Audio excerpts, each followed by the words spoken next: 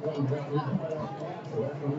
close. Yeah, but that's the that should, although people here, it's going to sound like it's got a bit of distance. I see that's him doing the egg right now. I think so. Test, test. Test, test. 1, 2, test.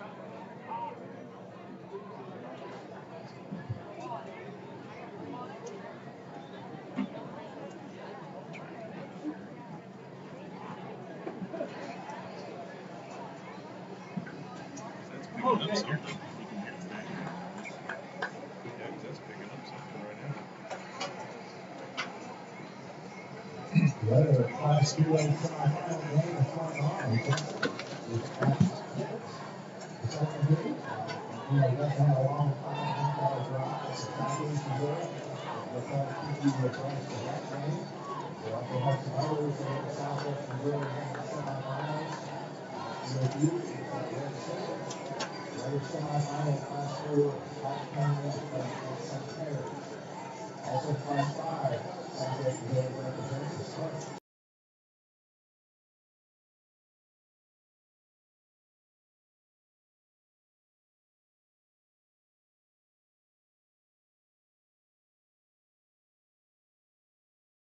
Schools, it's also an educational experience for the students involved because high school activities are about learning life's values. Your friends at the Talent Sports Network and the Missouri State High School Activities Association remind everyone to do their part in keeping our hometown sports a positive experience. When you attend your next game, do your part to help recount the spirit of citizenship by showing good sportsmanship, teaching a positive lesson, and you'll be preserving a proud tradition in the state of Missouri. Sportsmanship reminder also brought to you in part by Access Family Care. We appreciate their sponsorship of Cassville High School Athletics. The winner today moves on to the Class 3 Championship Show Me Bowl 2019, which will be next Saturday, December the 7th, for the Class 1, 3, and 5 schools. The Class 2 and 4 schools will play their championships on December the 6th, all up at Mower Field in Columbia on the campus of the University of Missouri. Now, the Class 6 championship is today, and Joplin will be taking on St. Louis DeSmet, the Class 6 defending state champ. And the last time the Joplin Eagles won a state championship in football, you got to go back to when you and I were in school in the early 80s. 80 and 83 were the last two times, and they weren't Joplin back then. They were Parkwood. They were the Bears. Back to the days of Alan Cockrell. Now, they played in the state championship in 84, but lost that one. So you have to go back to 80 and 83, the last two times Joplin won a football state championship, and they're back in it today. Yeah, that was in the era when Parkwood was football and Memorial was basketball, and they were both very, very good. So it's been a long while since Joplin has played for a state title, and they've really got a great squad. They have a team that can put a lot of points up and are electrifying on offense. So it'll be interesting to see the outcome of that game. Well, it's time for today's Wildcat Keys to Victory. They're brought to you by Wesco Home Furnishings. Mark Whitmire and the crew at Wesco Home Furnishings in Cassville are looking forward to a great postseason.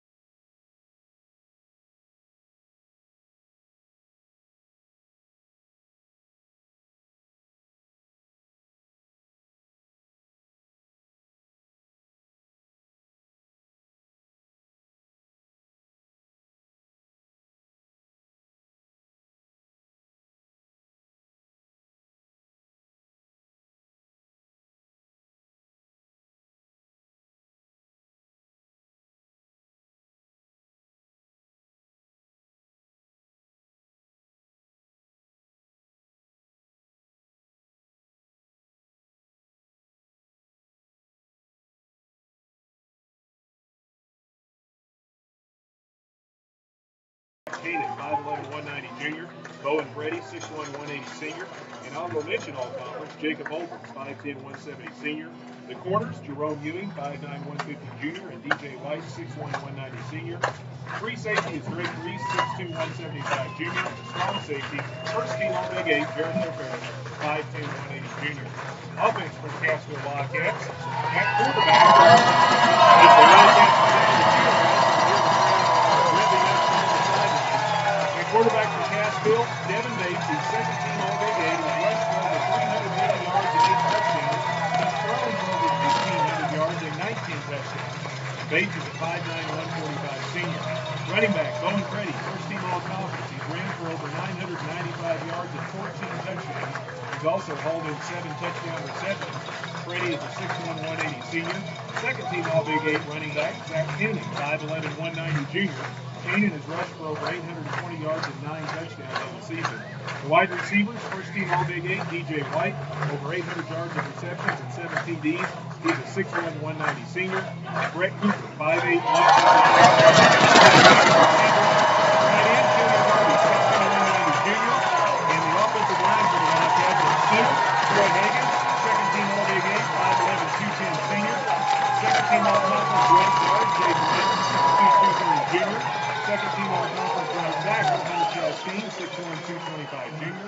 Left guard Nate Bowie, 5'10", 210 senior. And left tackle Wesley Stockton, 6'2", 290 junior. Again, the starting lineup for the Wildcats brought to you by Fast Tripp.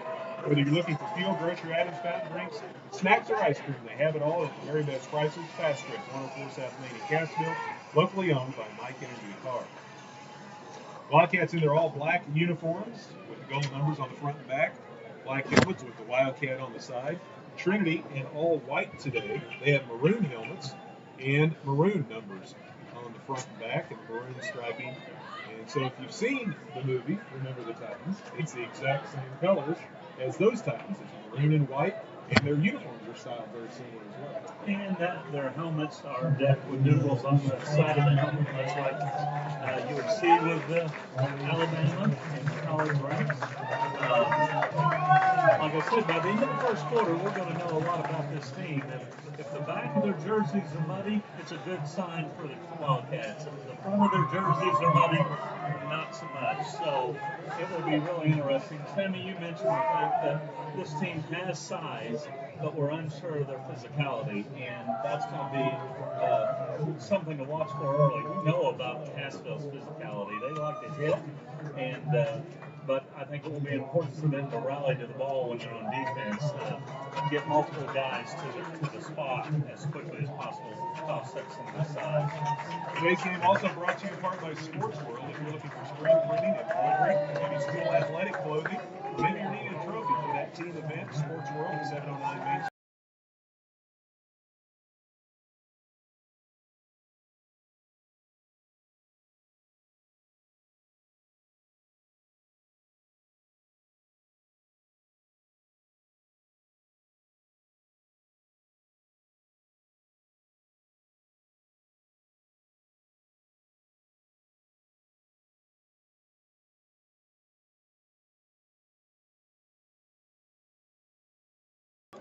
Just not working. Still not there.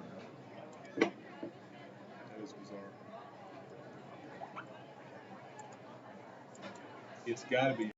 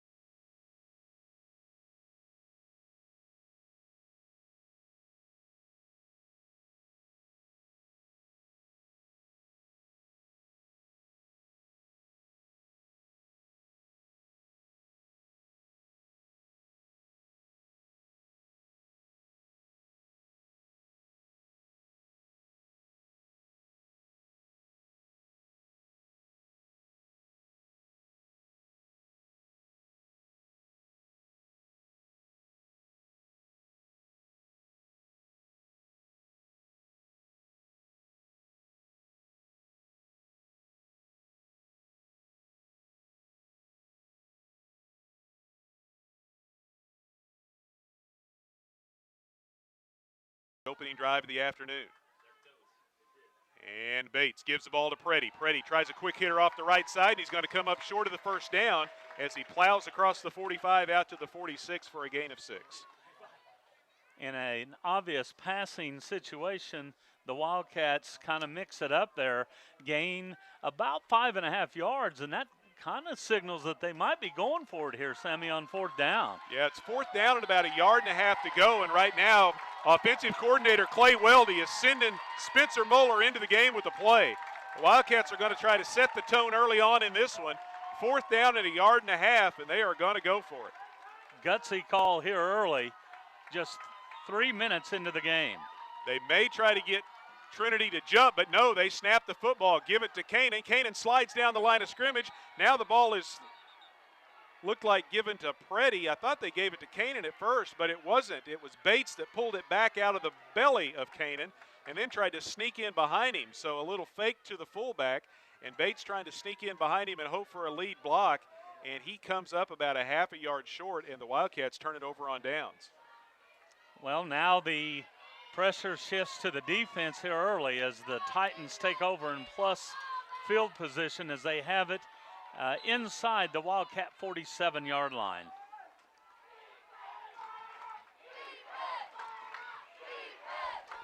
So Trinity with their first offensive possession of the afternoon. No score in this one. 8:39 left to play here in the opening quarter. Freshman quarterback for the Titans, Chris Cotton. 5'10", 155 pounds. They snap it, though, back to James Frenchie, one of the slot receivers, and he takes it around the left end, trying to get to the sidelines. Comes up close to that first down marker before he is taken down, as Frenchie picks up nearly 10 yards on his first carry of the afternoon. Jericho Ferris there to make the tackle, but not until the Titans pick up nearly 9 yards on the play. Nothing fancy there, just a direct snap to the back who had 3 blockers in front of him, and just a power sweep that netted 9 yards. Yeah, they're almost setting up right now in their version of the Wildcat formation. They've got the big power runner, Thomas Means, back there, 225 pounds, and then they bring Frenchie over and set him up in the backfield. And then they've got a couple of slots off to the left side. Very unbalanced and unorthodox looking, but they can do a lot of things out of this. This time the snap goes back to the quarterback, and that was, according to our roster, Tyler Hibbler instead of Cotton back there. And Hibbler races around the left end and picks up a first down. Similar play from their first down run, a sweep to the near side, the ball on the left hash mark, and they've been running to the short side of the field on both plays. And now it appears that they'll send the receivers to the wide side here on 1st and 10. The ball resting inside the Cassville 30 at the Wildcat 29. They've got a pair of running backs on each side of the quarterback. And they hand the ball off to Means. The big power runner lowers his shoulders and barrels his way down to the 26-yard line, picks up about 3 yards. Good effort there by the front of the Wildcat defense as they were able to get some penetration there to slow down the power running attack.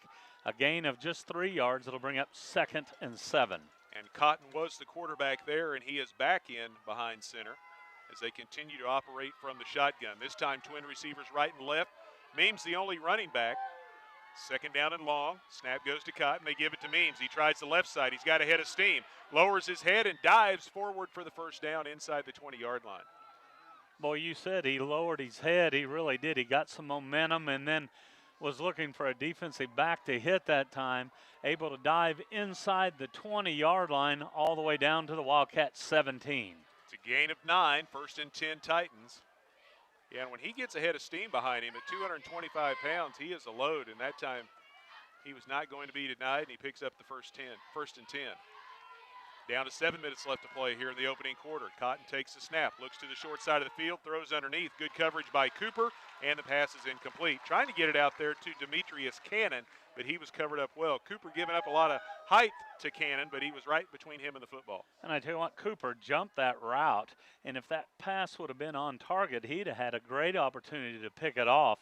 Instead, it went out of bounds, stopping the clock with 6:53 left here in the first quarter. 2nd down and 10. Titans check to the sideline. Play comes in. They go unbalanced right this time. They've got 3 receivers all bunched up over here. Cotton dumps one over the middle. The catch is made at the 10, breaks a tackle and takes it down to the 5, and that was James Frenchie.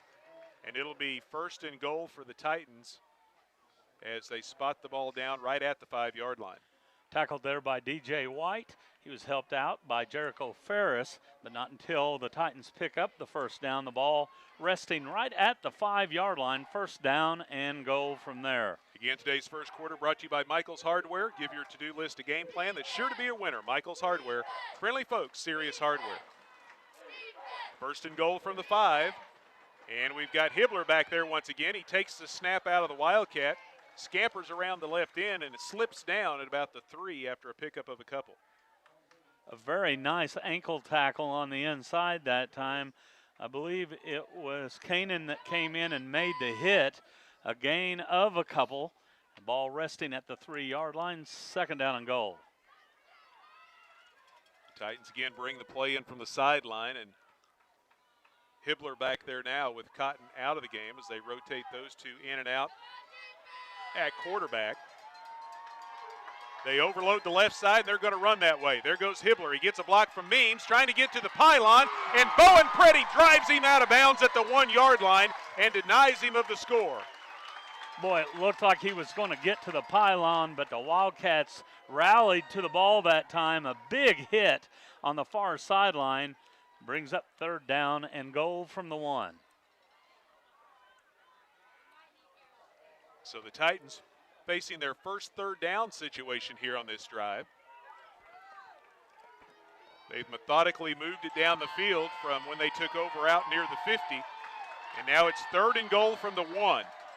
And a flag is thrown as we have an illegal substitution against the Titans, and that's going to back them up 5 yards. Yeah, they broke the huddle with too many men on the field, I believe. And that's going to cost them a critical penalty inside the 2-yard line. That'll move the ball back to the 6-yard line, bringing up 3rd and goal from there. Yeah, James Frenchie wasn't supposed to be in that play, and he was trying to get off the field but could not in time. Now he's back out there. Play clock down to 10, and they still haven't got up to the line of scrimmage. They're going to have to hurry on this 3rd and goal from the 6. Cotton gets the snap. Pressure coming. The blitz gets to him, forces him out of the pocket, rolling to his right, throws to the back of the end zone. It's intercepted by DJ White. 2 receivers in the back of the end zone, and White picks it off, and the Cassville Wildcats take over. A huge play by the Wildcat defense. Guys up front put pressure on the quarterback, forced him to scramble to the right, and he threw late over the middle, and DJ White high-pointed it. He went up high in the end zone, came away with the interception, and the Titans are turned away with 5:27 left here in the first quarter. So a big defensive stop for Cassville. Trinity had 1st and goal from the 5, and the turnover gives it to the Wildcats. They take over at their own 20. 3 receivers for Cassville, 1 back behind Bates. And he gets the call on 1st down as Cassville trying to run the ball off right tackle, and a big pile over there. Trinity doing a really nice job getting to the ball carrier and creating a pile over there. At that time, they were able to pick up only about a yard. Jonathan Joshua, the first Titan there. He was helped out on the play by Jeremiah Jones. Gain of just a yard on the play. 2nd down and 9 as the ball is at the 21-yard line. Back to the I formation. Kanan and Freddie behind Bates, twin receivers to the right side. They give the ball to Freddie. Big hole over the right side, but it closes quickly, and Freddie is spun down just short of the 25-yard line. As you said, a big hole that closed quickly. Martez Pointer, the first Titan there. A gain of about 4 yards to bring up 3rd down and a long 5. So Cassville 1 for 2 on 3rd down conversion tries so far here in this ball game. Big one here deep in their own territory. We're down to 4:15 left to play in the first quarter. Still no score. Cassville with their 2nd possession of the afternoon. Titans showing blitz, nearly jumped off sides. Now Bates is going to reset the play. Snaps the ball with 1 second left on the play clock, and they hand it off again, trying to run between the tackles. And right now there is nowhere to go against that Titan defense. And the ball carrier, Kanan, this time dropped down at the 35-yard line, and Cassville will be forced to punt. Again, it was Martez Pointer, 6'4", 240. Defensive end there to make the tackle after a gain of just a yard. Wildcats, who went forward earlier on fourth down, send in their punt team. And I mistakenly said 35. It's the 25, a low snap. Drake Reese, first team All-Big 8 punter, kicks it down the sidelines, and it will head out of play. The wind got behind it and really took it towards the east sideline. And this one's going to be a very short kick. As it kind of went off the side of his foot, he's a rugby-style kicker. And then once it went off the side of his foot, the wind is pushing everything that way as well. And, I mean, it went directly out of bounds. It did. An 18-yard punt with no return. The Titans will take over at the Wildcat 43. Their initial drive was from the Wildcat 47. So the Trinity Catholic High School football team has really enjoyed very good field position here in the first quarter. And again, today's first quarter brought to you by Michael's Hardware. Let them quarterback your project with the right tools and supplies for the job. Michael's Hardware, friendly folks, serious hardware. 3:25 left to go, first quarter, and Trinity calls for a timeout. Timeout on the field brought to you by Superior Metal. If you're looking for a steel building, shop, or roof that will defend against the elements, look no further than Superior Metal Sales, Highway 76 south of Cassville. Well, so far both teams' defenses have been coming to the front. Now we'll see which team's offense can break through early on. Absolutely. Very important here early for the Wildcat defense to remain strong. They came up with a huge defensive stand that was aided by a critical penalty on when it was 3rd and goal from the 1. And then after that, an interception by DJ White thwarted that drive. Cassville now back out there with their defensive unit as the Titans have it. 1st and 10 from the Wildcat 43. And for the folks that are viewing on WebTV, our audio technical difficulties are fixed. Todd says everything's back up and running, so they can now hear us as long as view the action. So here we go, 1st and 10 Titans at the Cassville 43. Snap goes to Cotton, inside handoff. Cassville's defense is there to meet the ball carrier, and then they spin him down for a very short gain. Nice job as they collapsed on Marquise Palmer, and they drop him for a gain of only a yard to the 42. Pryor was the first Wildcat defender there, and he was helped out on the play by Kreitz. Gain of just a yard, 2nd down and 9 from the 42. We're under 3 minutes left to play here in the opening quarter. Still no score between Cassville and Trinity here in this Class 3 semifinal matchup. Winner moves on to the Class 3 championship game next Saturday up in Columbia. Snap to Cotton, throws down the line of scrimmage. The catch is made by Palmer, nearly slips in the backfield, but then regains his footing and takes it down to the 39 for a gain of nearly 3 yards, but it'll bring up 3rd and 5. The defense really swarmed to the ball that time as Freddie, the first Wildcat, there to make the hit. 3rd down, and we'll call it 7. So a big early play here for the Wildcat defense. Yeah, he didn't get the greatest of spots. They say his knee went down at the 40, so a 3rd and long here for Trinity. Low snap, Cotton picks it up, throws over the middle, another near interception, but it's tipped in the air, and it's caught by the big receiver out here on the right side. That was nearly picked off, but the ball got batted in the air, and Scott Preston, 6'4", 230-pound junior, came down with the ball and picks up a 1st down. And if that ball was not touched, it would have been an incompleted pass as it was nowhere near the receiver. But when it got tipped into the air, Preston was able to snag it and race inside the 20 down near the 16-yard line. It's a gain of 24 yards and a 1st down for the Titans. We're down to a minute 43 left to play. Handoff goes to Thomas Means, and Means trying to get to the outside. Cassville does a good job stringing him over towards the sidelines, and Bowen Freddie along with a few others over there to drop him after a short gain. Yeah, good open field tackle that time for the Wildcats. A gain of just a couple, bring up 2nd down and 7 as the clock rolls inside 1:20 left here in the first quarter.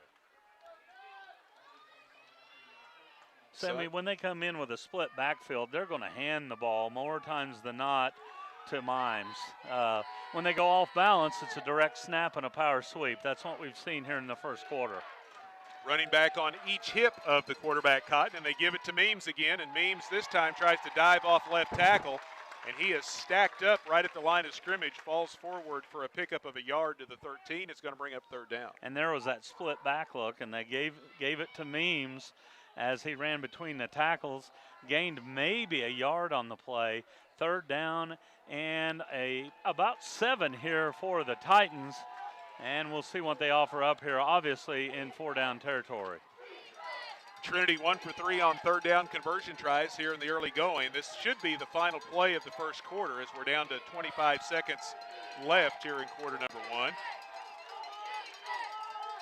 3rd and 7. They've got twin receivers to the left, and they send a man in motion that way, and they give the handoff to him, tries to get a block at the edge. He's down the sidelines, takes it towards the pylon, and they say he stepped out of bounds before he got to the end zone. The ball carrier that time, Tam Williams, his first carry of the afternoon, and it'll be 1st and goal Titans.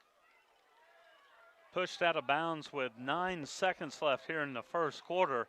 A jet sweep that time as the receiver came in motion, then he got the handoff and raced down the left side for the first down. 1st and goal from the 5.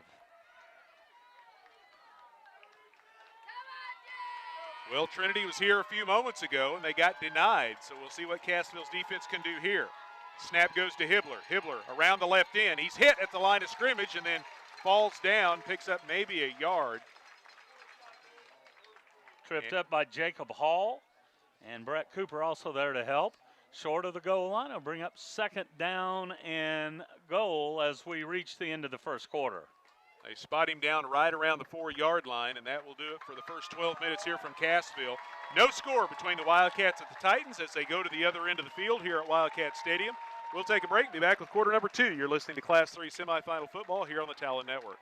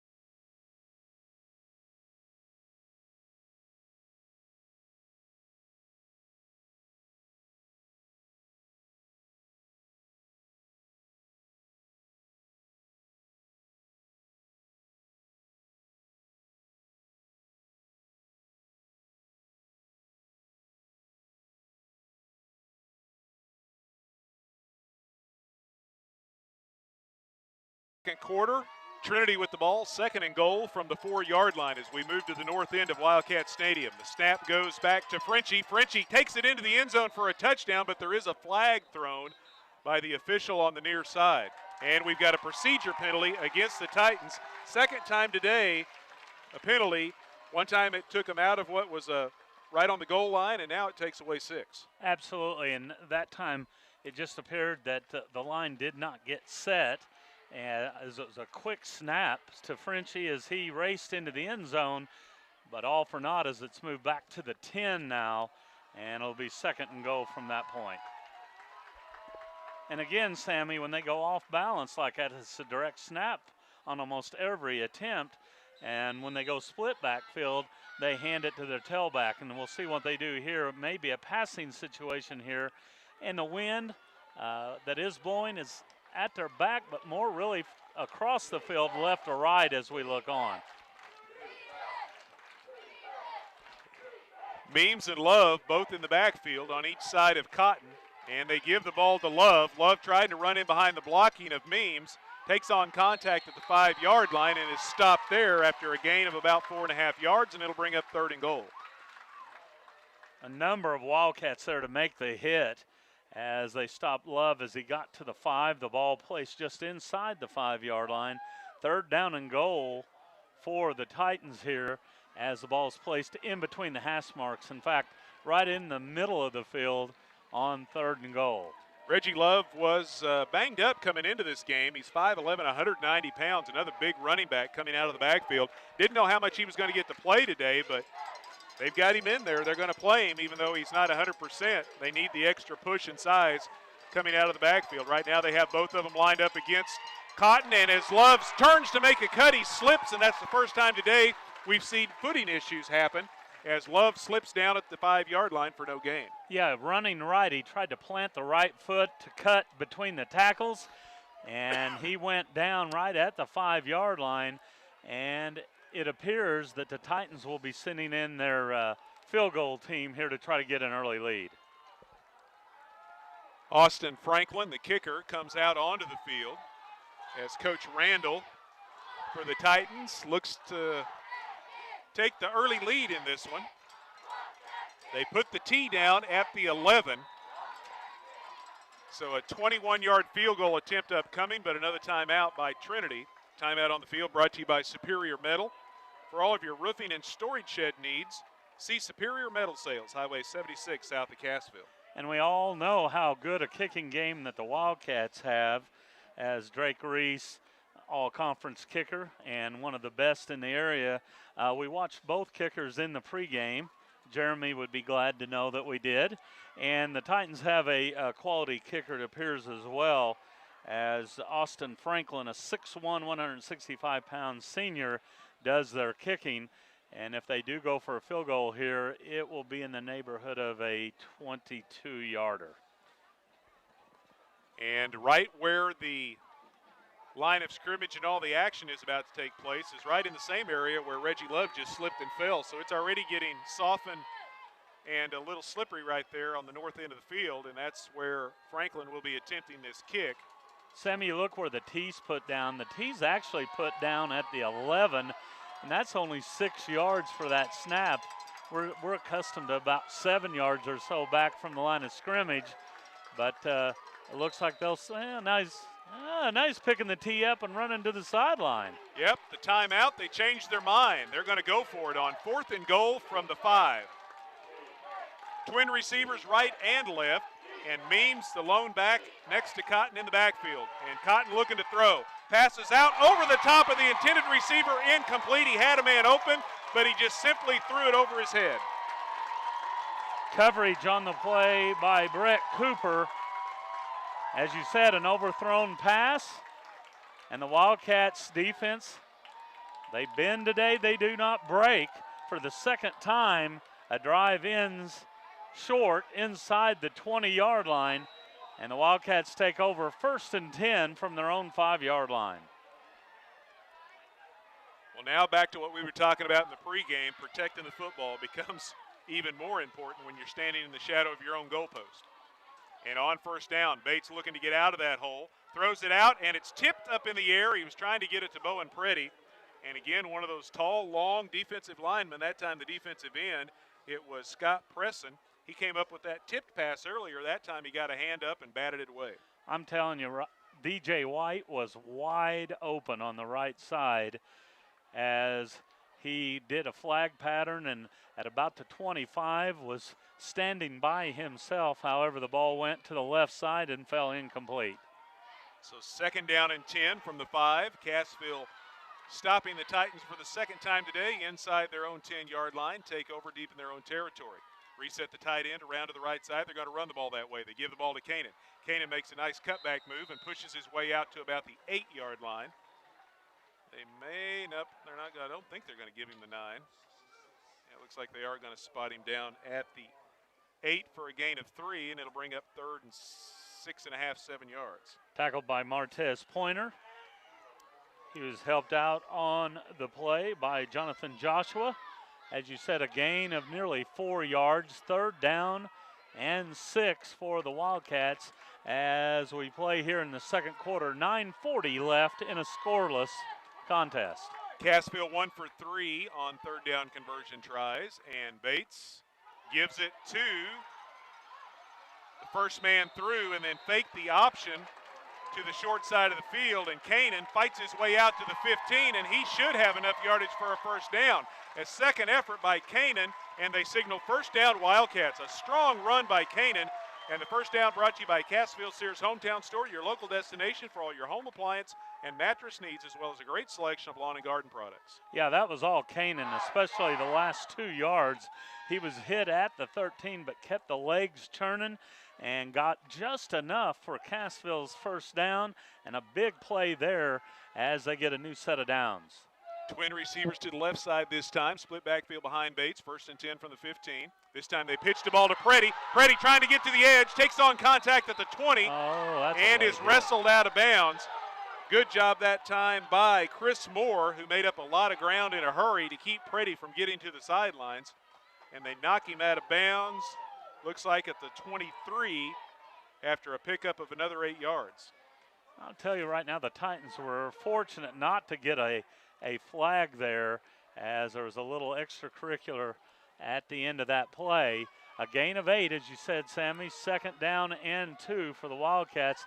And you might see Cassville go back to that play later in the game. They had some success there.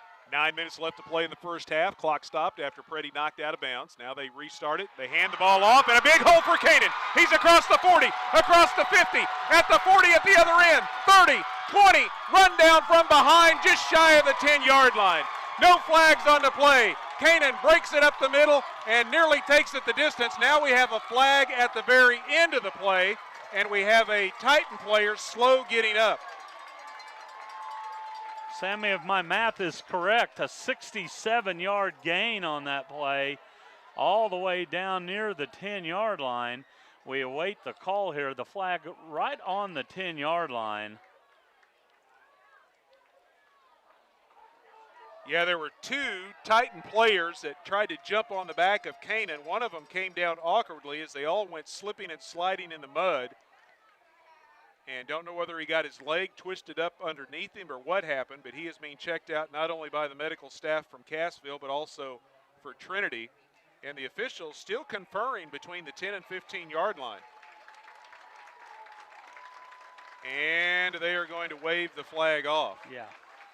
I thought maybe at one point with that one player diving on the back of Kanan, they may have got for something like a horse collar or something like that, but after a discussion between the 3 officials, the flag is waved off, and it will be 1st and goal Cassville at the 9-yard line. If you call it the 9, it was a 68-yard gain then. A big play between the tackles that time, and the Wildcats knocking on the door, looking to take a lead here in the second quarter. Wildcat first down brought to you by Sears Hometown Store, with refrigerators, freezers, cooking appliances, washers and dryers, and so much more. 99 Highway 37 South in Cassville. 1st and goal from the 9, I formation behind Bates.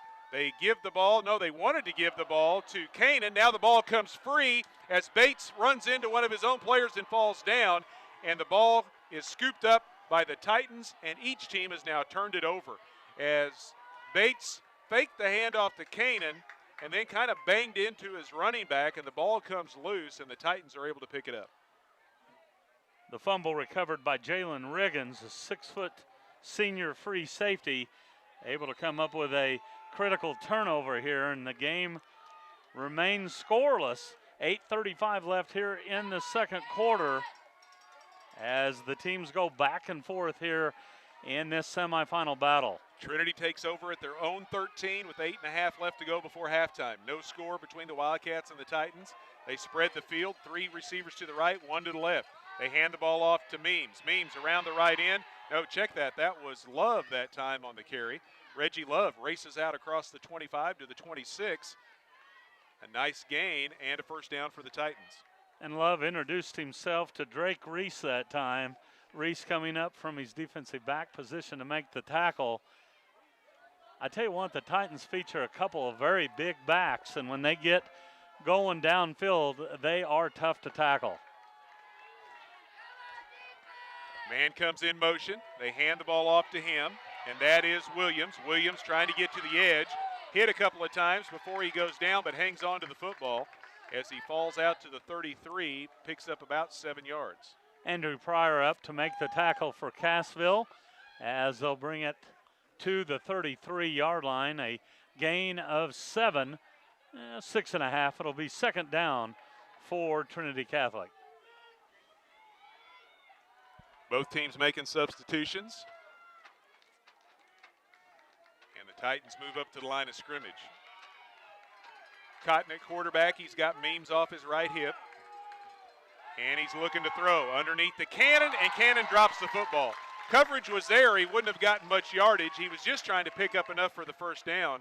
But Demetrius Cannon has the ball go right through his hands, and it'll bring up third down. Carson Jacobson there along with Brett Cooper. Third down and a long 3. Clock stopped with 7:22 left here in a scoreless second quarter.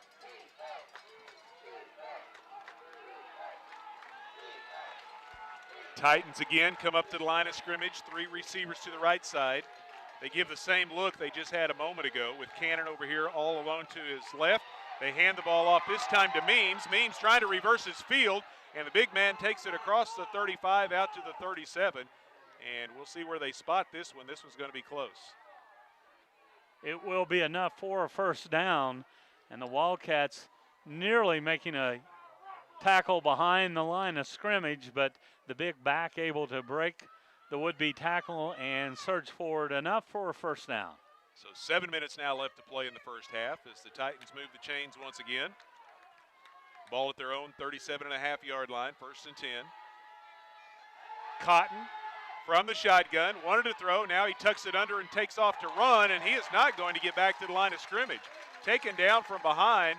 Andrew Pryor over there with a couple of other players, and they drop him for about a half-a-yard loss. Okay, a good hustle play that time by Pryor as he flushed the quarterback from the pocket and then chased him down. A loss of a yard brings up second down and 11. First time Cotton has carried the ball today. And he loses one, and it'll bring up second and long. Cassville going with the 3-man front. Cotton hands the ball off to Love, cuts back and has a hole. He's out across the 40, across the 45, out to the 46-yard line. Well, the cutback that time, it worked to perfection as the foot didn't go out from underneath him, and he picks up a big chunk of the yardage needed to pick up a first down. An important tackle there by Bowen Freddie, because if he did not come up with that play, Love would have had a lot of room in the middle of the field. Instead, it's a gain of 10, and it'll bring up third down and 1.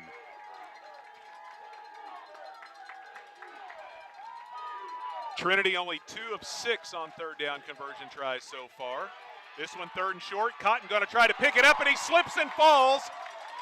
And it'll be a loss on the play back inside the 36-yard line. And it'll bring up 4th down. Yeah, it'll be a loss of about a yard. And it appears that the Titans will send in their punt team here facing 4th down. So at the 46, 4th and about a yard and a half to go. As we see for the 2nd or 3rd time today, the footing becoming an issue. And now we've got a timeout called as the Titans having some trouble getting the right personnel on the field. DJ White had dropped back awaiting the kick. He's going to be battling the wind and the sun, but we're going to have a stoppage of play with 5:35 left to go in the first half. No score between Cassville and Trinity. Timeout brought to you by Superior Metal. If you're looking for a steel building, shop, or roof that will defend against the elements, look no further than Superior Metal Sales, Highway 76 south of Cassville. Sammy, it appeared that they were bringing the offensive unit back out onto the field, but were running out of time and called a timeout to avoid a penalty. So we'll see what the Titans offer up here on 4th down and a long yard.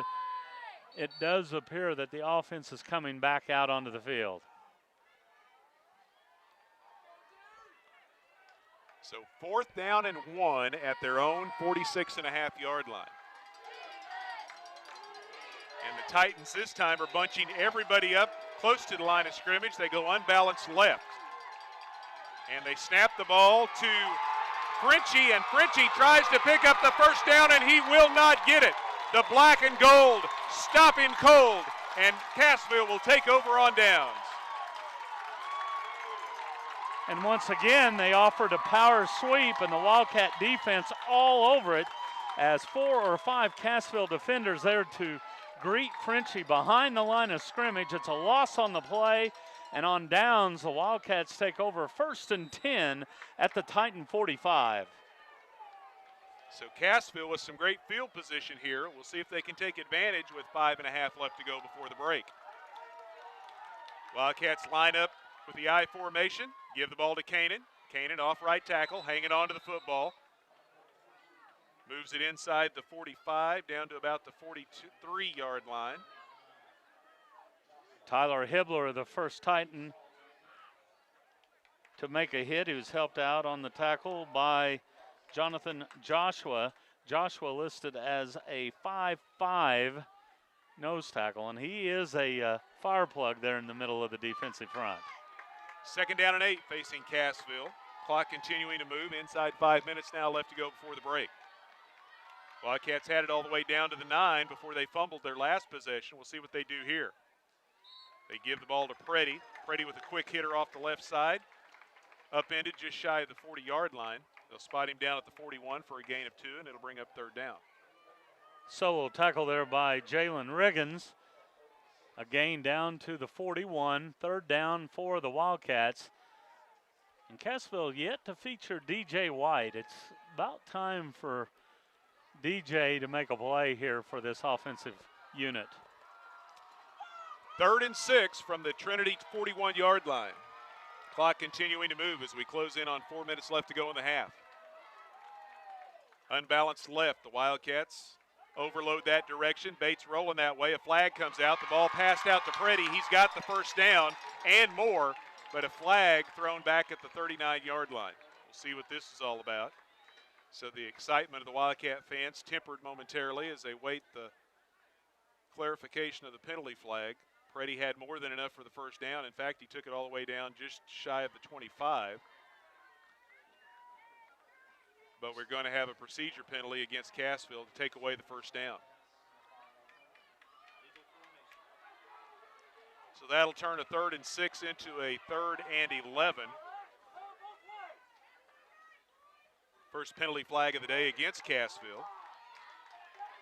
It's only a 5-yarder, but boy, it's a big one at this point in the game with time starting to run out here in the 1st half. They take it back to the 46-yard line. Yeah, the penalty negates a very well-crafted play there. And now an obvious passing situation here on 3rd down and long. DJ White and Freddie go to the right. And you've got Spencer Mower over to the left. Devin Bates rolls to his right, under pressure, lets the ball fly, and it's incomplete. In between the tight end, Barbie, and the receiver, White. Bates had to get rid of the ball quickly because he had one of those huge defensive linemen, and that was Jalen St. John, 6'6", 302, breathing right down his throat. Barbie tried to come back to the ball, but his feet went out from under him. The ball fell to the turf, stopping the clock with 3:56 left here in the 2nd quarter, and the Wildcats send in their punt team. Looks like we've got back deep for the Titans. Chris Moore along with James Frenchie awaiting the kick of Drake Reese, and he boots this one down the sidelines, gets a good leg into this one, bounces at the 6, and it's scooped up, but it goes into the end zone. Cassville had a couple of players there trying to stop it between the goal line and the 5, but could not do so, and it'll be a touchback to the Titans. 46-yard punt, a net of 26 as it went into the end zone. So with 3:46 left here in the 2nd quarter, the Titans will take over 1st and 10 at their own 20-yard line. Well, the defenses continue to battle here. Cassville, 2 punts, a fumble, and turned it over on downs. Trinity, twice they've turned it over on downs and were intercepted. So this will be the 4th possession of the half for the Titans, and they'll start at their own 20. 3:46 left to go before halftime. Cotton with Means off his right hip, hands the ball to the big running back. He starts to his left, cuts back to the right. A scramble for the football, and Cassville signaling they have it, but the officials do not agree, as they say Trinity was able to recover the loose ball after a gain of only about 1.5 yards. And Means, that play was set up to come to the near side. He cut it back against the grain and was greeted by 2 or 3 Wildcats that time. The ball must have came out late.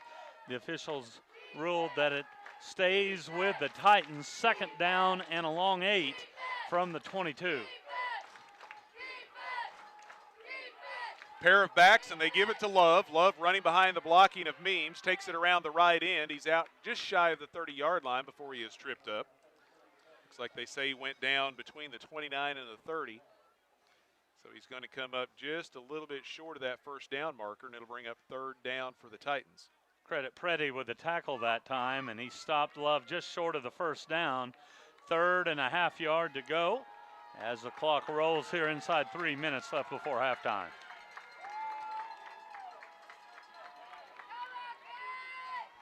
Cannon comes out wide to the left. And a low snap. The handoff goes into the hands of Palmer, and Palmer is hit right at the line of scrimmage. He's trying to fight for extra yardage. Trinity saying they got it. Cassville saying they don't. And the officials say 1st down Trinity. By about a foot, and a big play there by Cannon. He got into the backfield quickly to make the hit. Could not wrap up the back, however. And while the Wildcats rallied to the ball, the Titans able to pick up the 1st down. 1st and 10 from the 30. 2 minutes left to go before halftime. A scoreless game here in this Class 3 semifinal. Trinity keeps the drive alive by picking up the 1st down. They hand the ball off to Palmer again. Palmer, a big hole around the right end. Keeps his feet underneath him, drops the football, but picks it back up as he leaps out across the 40, picks up another 1st down to the 43-yard line. Ferris dislodged the ball that time, his helmet right into the ball, but the Titans able to gather it up. A gain of about 12 yards on the play, maybe 13. 1st and 10 for Trinity Catholic. Time starting to become a factor here with the Titans in the ball at their own 43. We're down to 95 seconds left to go before the break. Cotton wanting to throw. He's got 4 receivers. Now he's going to run with the football, and he barely makes it back to the line of scrimmage. Tackled by Jacob Hall. And one thing that should be known here is that the Titans are without a timeout. They've wasted timeouts here in the 1st half, so the clock's going to roll unless they're able to get out of bounds or throw an incompletion. And I know he's only a freshman, but a little bit of that inexperience is starting to show because he's not even giving his receivers hardly time to get downfield, and he's tucking it and running it. Absolutely. This time he rolls to his right, dumps it over, and the catch is made by Preston as the big tight end hauls it in. He's kind of a tight end slash slot receiver at 6'4", takes it down in Cassville territory and picks up a 1st down for the Titans. That time the Titans flooded the right side of the field with 3 receivers, and the wideout took the safeties deep, and they threw underneath for a 1st down. It's a gain of 9, and we're under a minute to go before halftime. Cotton this time hit in the backfield and dropped at the 45. Maybe that's part of the reason why he's a little nervous back there as the Cassville defense gets to him and sacks the quarterback. It was Barbie in there to make the big hit. He came on the blitz. It's a loss of about 8 yards, and it's 2nd down and long, and all the while the clock continues to roll.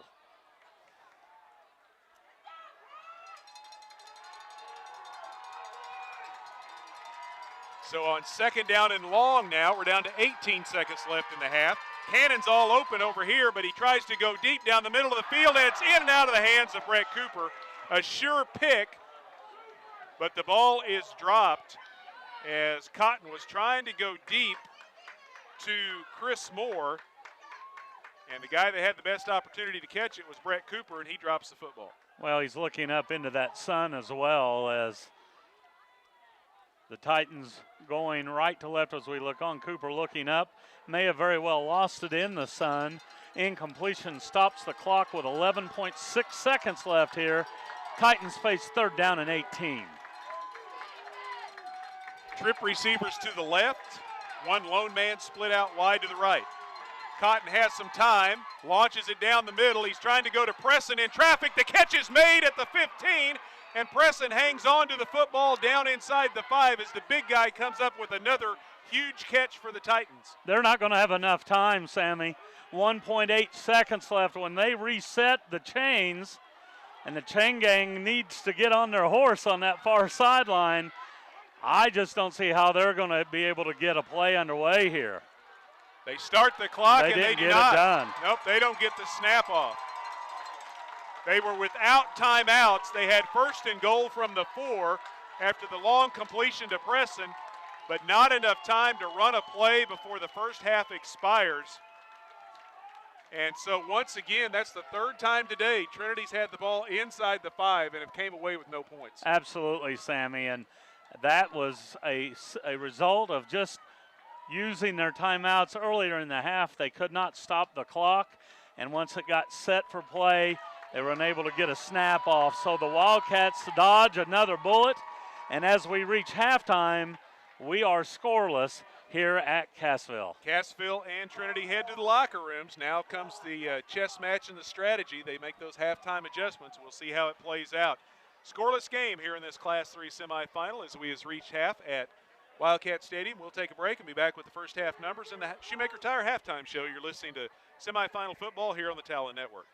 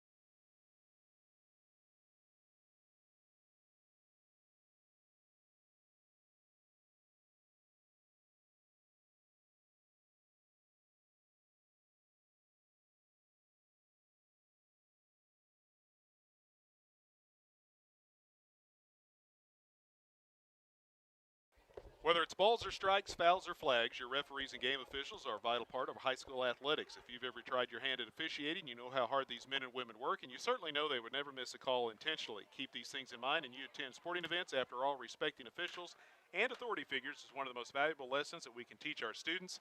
This message brought to you by your friends at the Missouri State High School Activities Association, the Talent Sports Network, and Access Family Care, and we appreciate their support of Cassville High School athletics. We've got a scoreless game here at halftime. Today's halftime brought to you by Shoemaker Tire, family-owned and operated. Shoemaker Tire on Highway 86 in Golden, Missouri. Been serving customers in southwest Missouri and northwest Arkansas since 1961.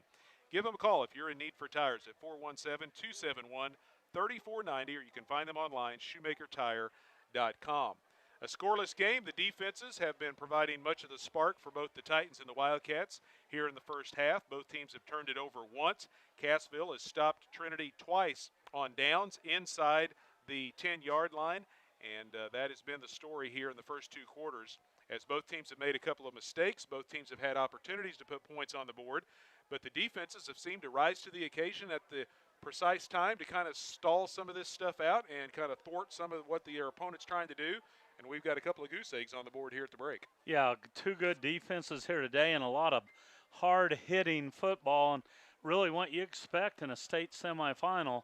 And I tell you what, it's going to come down to one or two big plays. And the Titans had a big play there at the end of the second quarter, but didn't have timeouts to use and lost an opportunity to score. And they've kind of hurt themselves with some critical penalties as well.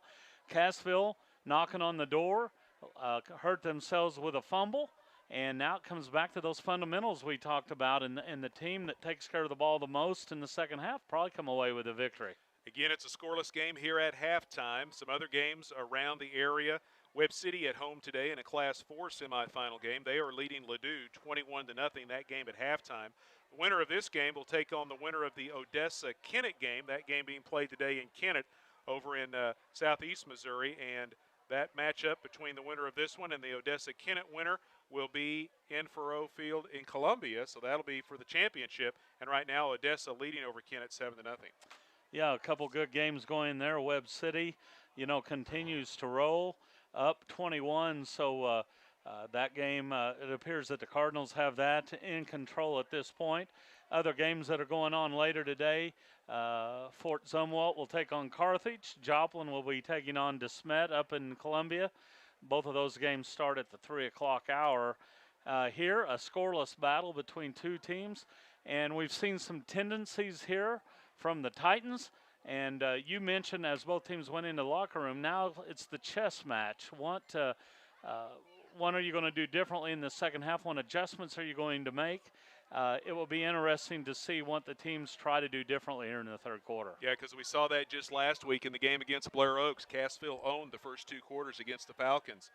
Cassville comes out and runs the opening kickoff of the second half back for a touchdown. And at the time, it was a big, exciting play, but it proved to be very important because the next two possessions for the Falcons, they changed things up a little bit. Touchdown, touchdown, and they're right back in the game. And that's kind of what you do at halftime. You kind of see what the other team's trying to do to you and try to counter against that. As I look at this first half, if the Wildcats are able to make the Titans earn it, avoid those big plays, I think the Wildcats have a great chance to come away with a victory today.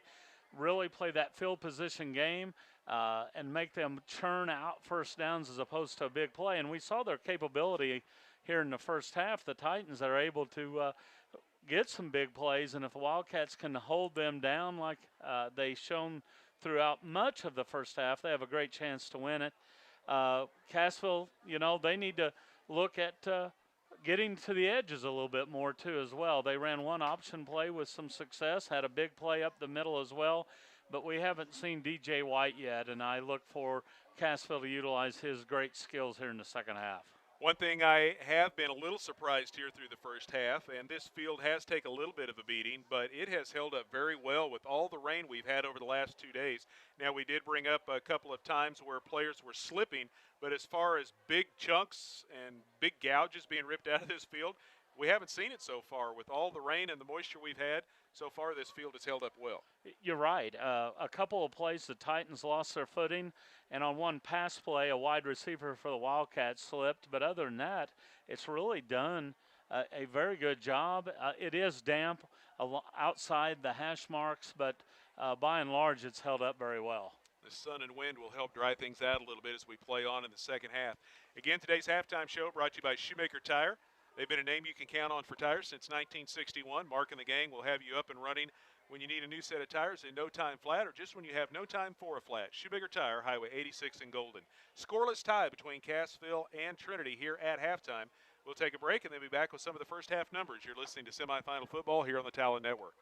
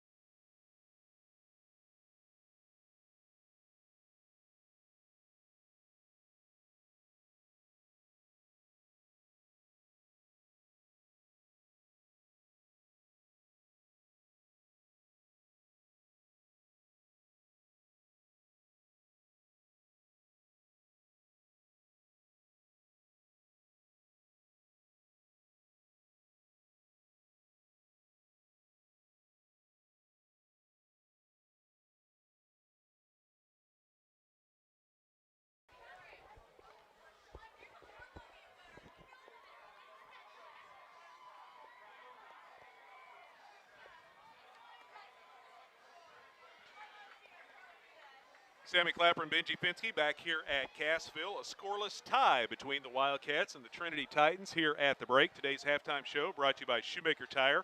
Over 50 years of taking care of their customers like no one else. Shoemaker Tire, people you can trust for tires. Highway 86 in Golden, Missouri. Looking at some of the unofficial stats from the first half. First of all, for the Titans, they carried the ball 26 times for 101 yards, completed 5 of 9 passes for 97 yards, for a total of 198. They picked up 11 first downs. They had 1 turnover on an interception, were penalized twice for 10 yards, did not punt the football. Cassville, 15 rushes for 118 yards.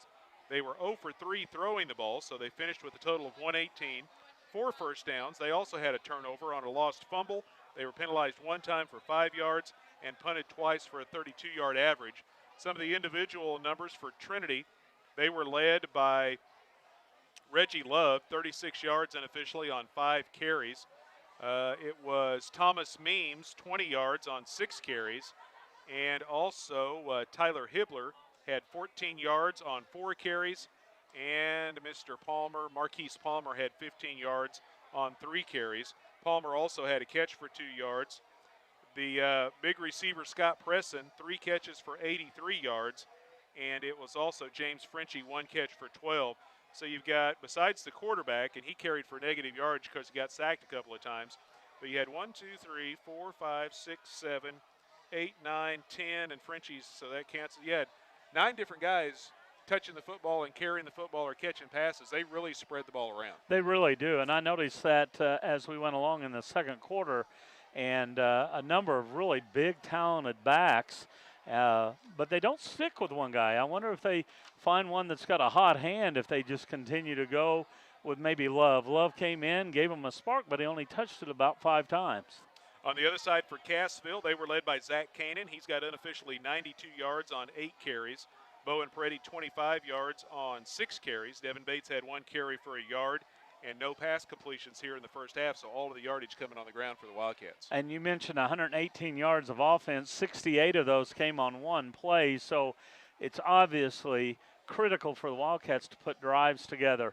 Their initial set of downs to start the game, they got ahead of the sticks, got their first down, but it seemed like they've been facing a lot of 3rd and longs after that.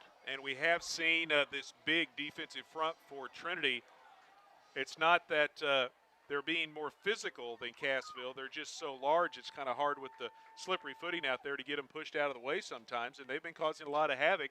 And then they've got the quickness coming from the linebacker and the secondaries to get to the Cassville ball carriers before they can get into the open. You're absolutely right. They run a 5-man front on defense with a couple inside linebackers, and then their free safety comes up as well, and he's been doing a lot of the tackles, especially in the backfield.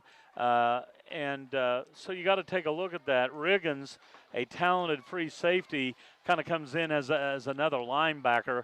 And then they roll their safeties over to whichever side the Wildcats have 2 receivers, leaving the other side one-on-one. So potentially you look for Freddie or DJ White to be out there one-on-one and see if the Wildcats can come up with a big pass play. Scoreless tie here at halftime, and both teams back out of the locker room. We're about a minute and a half away from the start of the 3rd quarter. We'll take one more break and be back with the second half. You're listening to Class 3 semifinal football. The Shoemaker Tire halftime show coming to a close. Shoemaker Tire, people you can trust for tires. Visit them online at shoemakertire.com or give them a call, 271-3490, Shoemaker Tire, Highway 86 in Golden. And it looks like they are going to dispense with the final minute and get ready to go. So we will not take a break as Drake Reese is teeing the football up and getting ready to get this second half underway. Wildcat Kickoff brought to you by Baywash Car Wash. Come try out the all-new IQ Soft Cloth Automatic featuring custom wash technology, giving you the perfect wash every time. With Baywash, a clean car is a happy car, and that makes you feel good. So they're saying reset the clock, and the officials are going to let the final 40 seconds tick off. They're not going to get this thing in a hurry. Cassville going right to left as we look on from our vantage point. The wind really going across the field, but if it's, I would say it's at the back of the Wildcats right now to a certain degree. Old Glory kind of stretched out pretty stiff. And, Sammy, you mentioned that this afternoon the winds were going to pick up, and they have. So, but we haven't seen those 30-mile-an-hour gusts yet. No. Hopefully we don't see those before the game's over. No, you're right, but I would be surprised if Reese doesn't put this one into the end zone to start the 3rd quarter. 3rd quarter brought to you by J&M Pallet Company. With over 15 years of experience, they specialize in new, used, and custom-built pallets. They're backing the Wildcats all the way at J&M Pallet Company, and God We Trust is their motto. Call 847-6732. Reese gets the whistles, puts a leg into it, and drives this one nearly through the uprights, and it is through the uprights. Well, he got a good leg into that one with the wind at his back. Jeremy'd be proud of him. Mr. Marple out there. A 70-yard field goal. Yep, Reese got all of it, and it did split the uprights.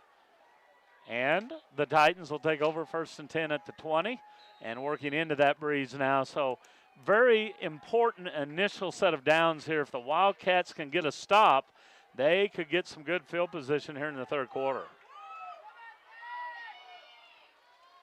So Trinity comes up to the line of scrimmage. They've got twin receivers to the right, twin receivers to the left. Chris Scott, the quarterback, brings a man in motion. That is Frenchie, and they give the ball to him, and around the left end he goes. Frenchie out across the 25, is tripped up at the 27-yard line. Frenchie on a jet sweep that time, able to get across the 25-yard line for a gain of nearly 7. It'll bring up 2nd down and 3 for Trinity Catholic. And that's, they've basically featured 2 or 3 run plays, and the power sweep or the jet sweep has been one of their better plays here today. And James Frenchie has a lot of speed, but Cassville showing a lot of speed defensively to get to him and not allowing him to turn it up the sidelines. So 2nd down and 3 for the Titans. They shuffle players around. Now they got things set. Running back on each side of Cotton, and they give the ball to Means, and up the middle he goes. And Thomas Means powers his way across the 30 out to the 32 and picks up a 1st down. Freddie there to make the tackle, and he was helped out by Kanan. Not in time to stop the 1st down run, however. 1st and 10 Titans as they have it at their own 33-yard line. Means now unofficially 25 yards on the afternoon. Just underway here in the 3rd quarter. No score between Trinity Catholic and Cassville. Man comes in motion. They give the ball to him, and that is Williams. And Williams trying to get to the edge. Now he cuts back, and he takes it across the 35 to the 36. As Tam Williams is able to pick up 3, maybe 4 yards. Rybert and Hall, the first Wildcats there, they were able to turn the running back into the defense as everybody else rallied to the ball. A gain of 2.5 brings up 2nd down for the Titans. Yeah, they only give him the 35. They say his knee went down there, so a 2nd down and long facing Trinity. Cotton looking to throw to the short side of the field, and he throws behind the intended receiver. A little miscommunication there, it looked like. Cannon turned in. The pass went out, and it'll bring up 3rd down. Cannon lost his footing, too, as he made his break. The incompletion stops the clock with 10:19 left here in the 3rd quarter. 3rd down and a long 7 for the Titans. Trinity only 3 of 9 in the 1st half on 3rd down conversions. This is their first 3rd down conversion try here in the 2nd half. Not quite 2 minutes into the 3rd quarter. Palmer comes in motion, fake the handoff to him. A flag flies down the middle. They got a man wide open. That's Frenchie. He makes the catch at the 30, makes a man miss at the 20, and then is brought down at the 16-yard line. But we got a flag back at the line of scrimmage. This is coming back because there were 2 Titans in motion at the snap. So it's an illegal shift. And what was happening there is the wide receiver, Preston, was slow to get to his position. He wasn't hustling out there to the wide receiver position. And then another back went into motion at the snap. And that's going to negate a huge play for Trinity Catholic. And it's going to bring up 3rd down and long. That's the 2nd time today a penalty has been very costly to the Titans, taking away a big game. I'm telling you, Sammy, that was just not hustling to his spot, and he cost his team, bringing up 3rd down and long. So 3rd and 12 now for the Titans. They need to get out to the 43-yard line to pick up a 1st down. They go trips to the right side. Cotton looking that direction. Man open down the middle, but he's now covered up, and Cotton has to run with the football. And he is dropped at the 30-yard line for another loss. The defense of the Wildcats is getting the job done against the passing game for the Titans, with the exception of that one long completion back at the end of the 1st half. A great play by Jacob Olberts as he really spied the quarterback, and when he saw him scrambling, he came up and made a one-on-one tackle. No gain on the play. 4th down and a punting situation for the Titans as they bring in Chris Moore. DJ White back at his own 30-yard line, awaiting the kick. Moore making sure he's got all the proper personnel on the field. A low snap. It goes between the legs of Moore. And Jericho Ferris hits him back at the 10-yard line, and the Wildcats will have it. And that might signify why they've not gone for field goals or punt attempts earlier. A low snap that really only got about 6 inches off the ground, and it skipped between the punter's legs. He went back to pick it up and was down immediately. The Wildcats will take over at the 9-yard line. And that may be the break that the Cassville squad needs here. We're still scoreless, but the Wildcats are knocking on the door. Yeah, we'll see if they can take advantage of this. A huge miscue by the Titans and Cassville inside the 10. 1st and goal Wildcats. They fake the handoff to Freddie. Bates around the end. He's inside the 5, fighting down to the 3-yard line. The Wildcat drive into the red zone is brought to you by Roark Diesel. You can find them online at roarkdiesel.com. They've been serving Cassville and the surrounding area with a huge selection of diesel performance products since 2006. Give them a call, 847-6560. Bates at 5'9" was going up against Jeremiah Jones at 6'5", and Bates showing great determination, able to get it down to about the 4-yard line. Yeah, they say his knee touched down at the 4, so it's a gain of 5, and it'll be 2nd and goal from there. 8:35 left to go in the third quarter.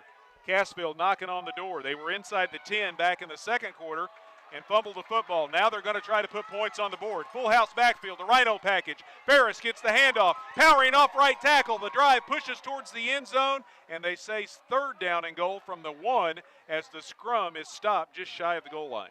Boy, I tell you what, that was just a mass of humanity in there between the tackles.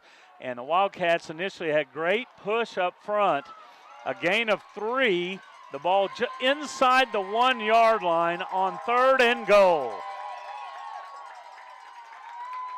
The Wildcats keep the Rhino package in there. Kanan, Ferris, and Freddie. Bates on the quarterback keeper, sneaks behind the center, takes it in, or does he? There's still no signal. Now there it is. Touchdown, Wildcats.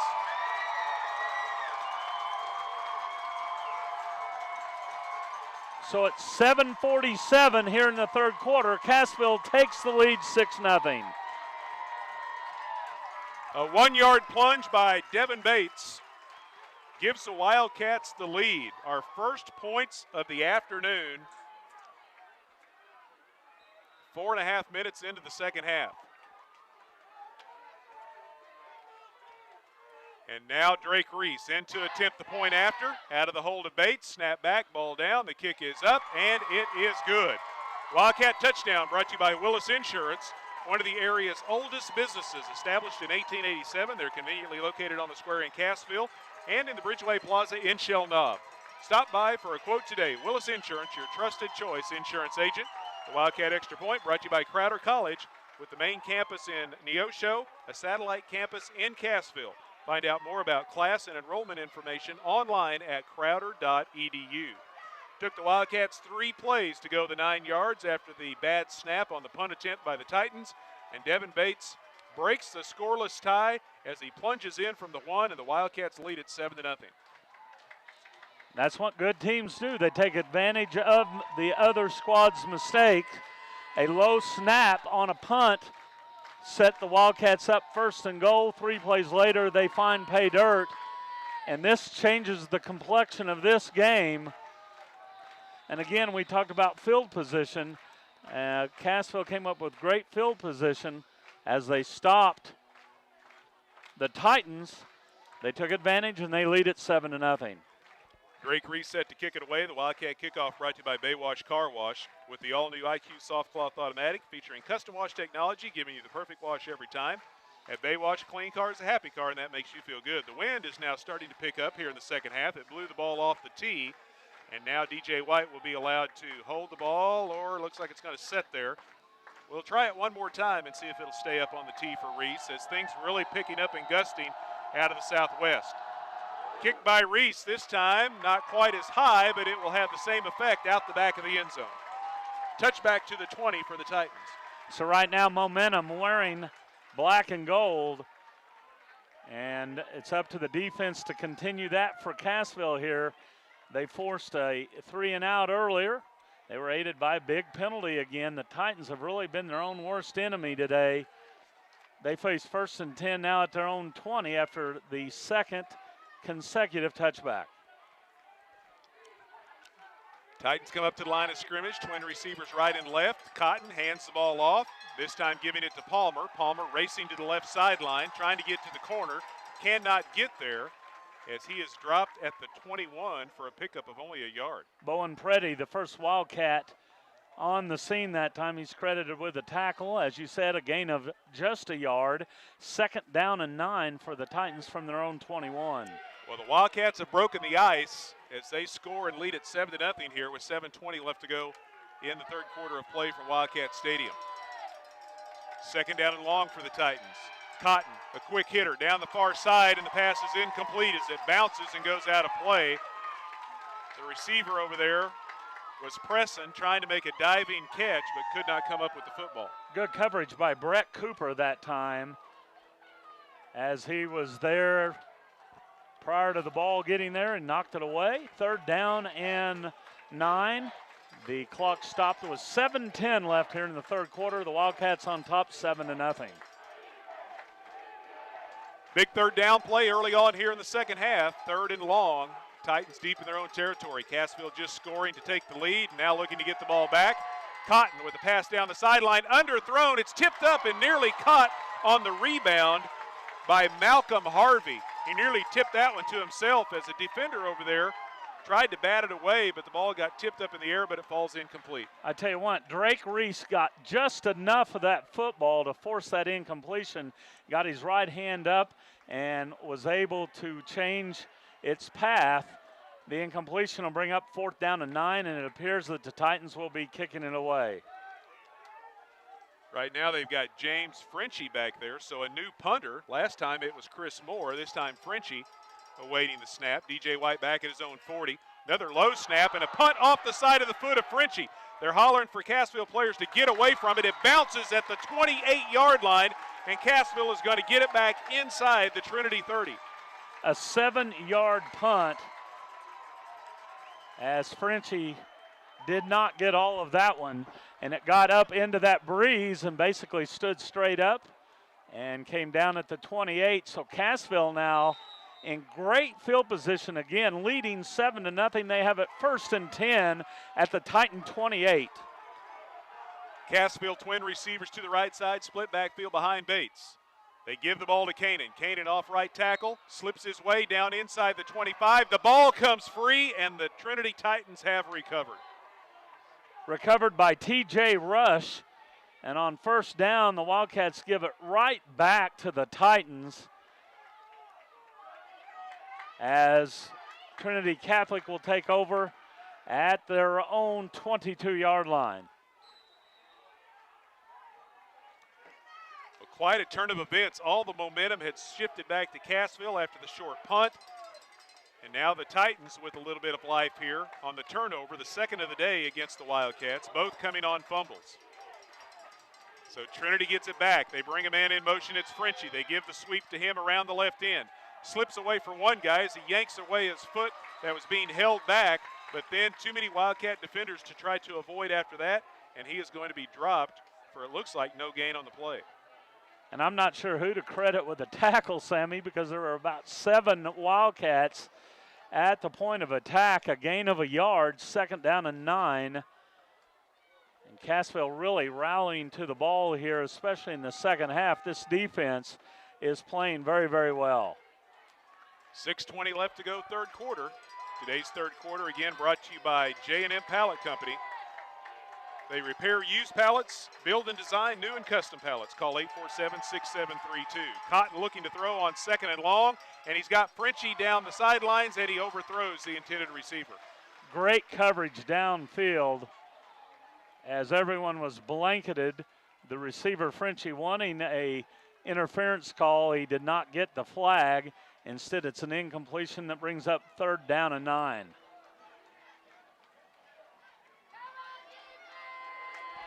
So Cassville's defense trying to get another stop here and force another punt attempt by the Titans. We're down to 6 minutes left to play in the 3rd quarter. Cassville leading 7-0. 3 receivers wide to the right. Means the back set that way. Cotton rolls to his right, throws, and it's nearly intercepted. Goes in and out of the hands of Bowen Freddie and falls incomplete.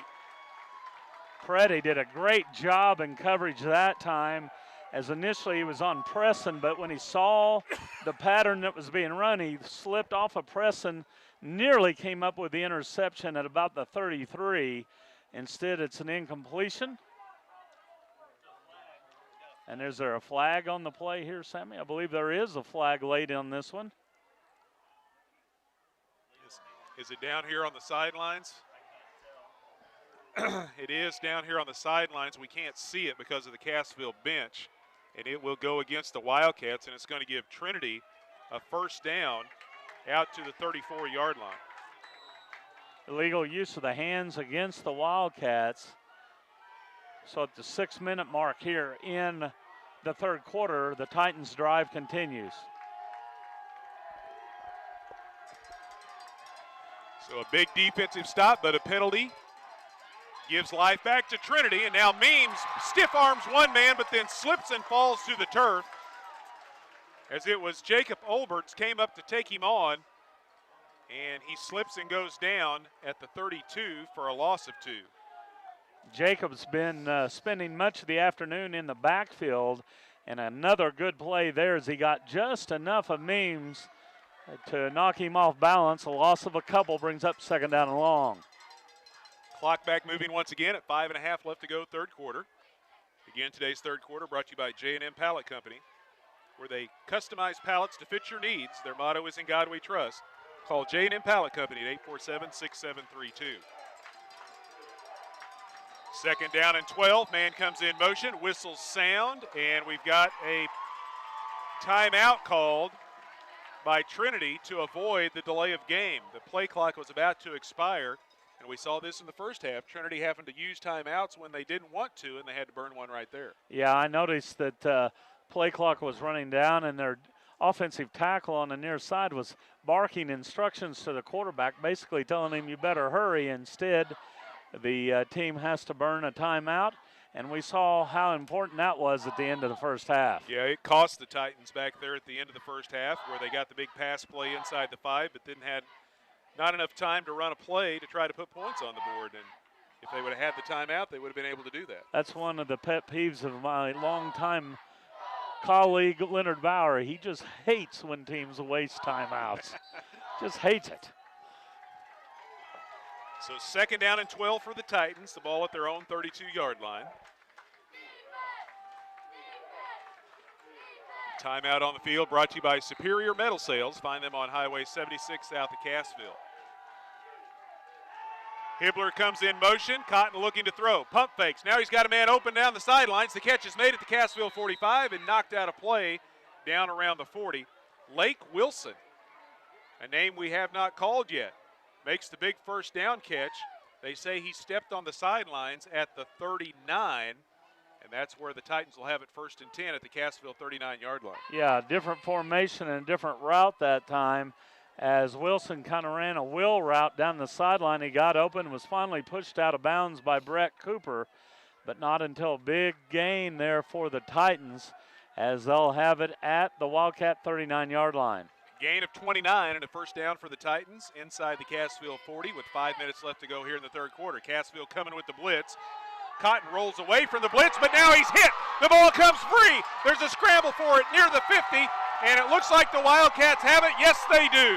A huge hit put on by the Cassville defense, and the Wildcats have recovered the fumble. It was Andrew Pryor that came in there.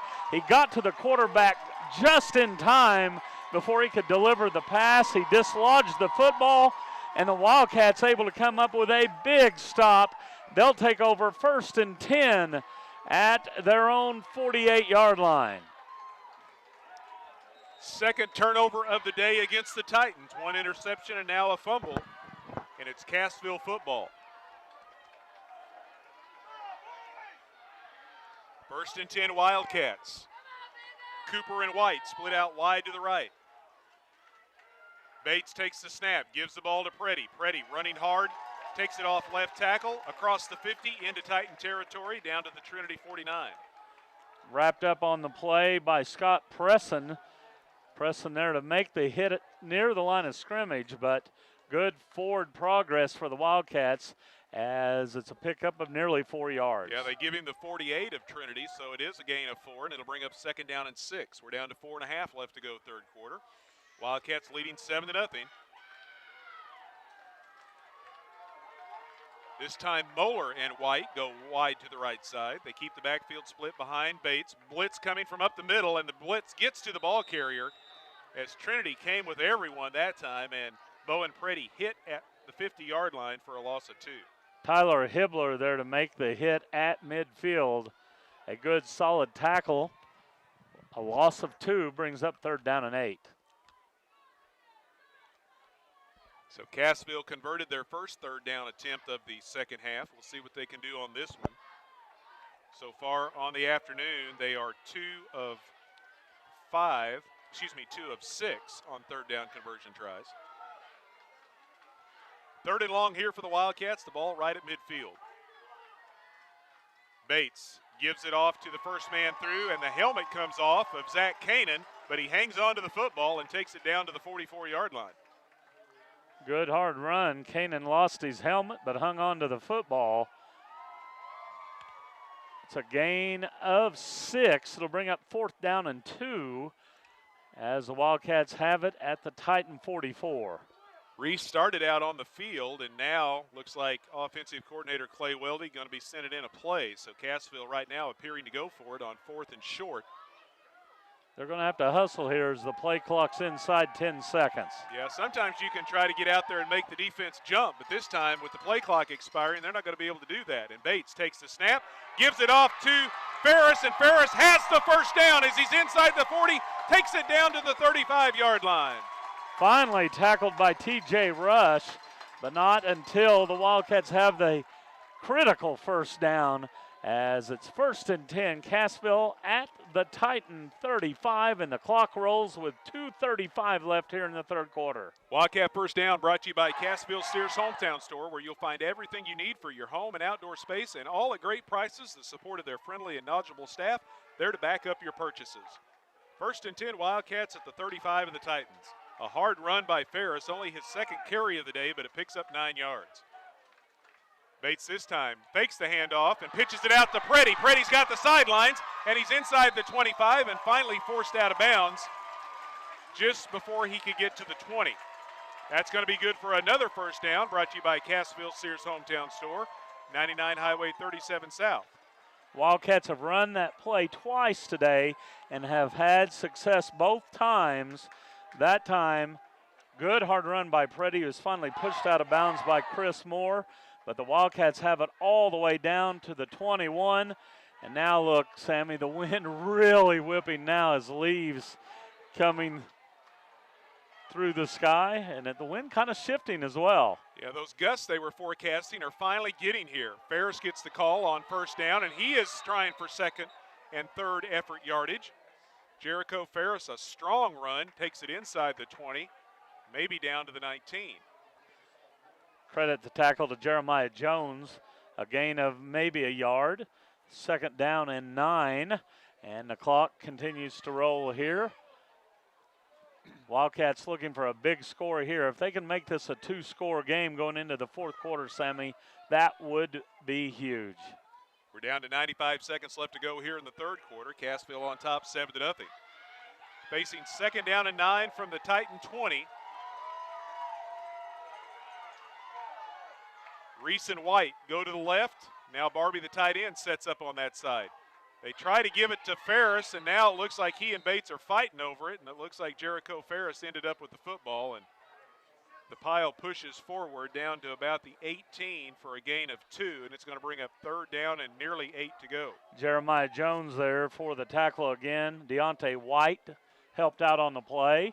Gain of a couple, 3rd down and 7 for the Wildcats as they have it at the 18-yard line.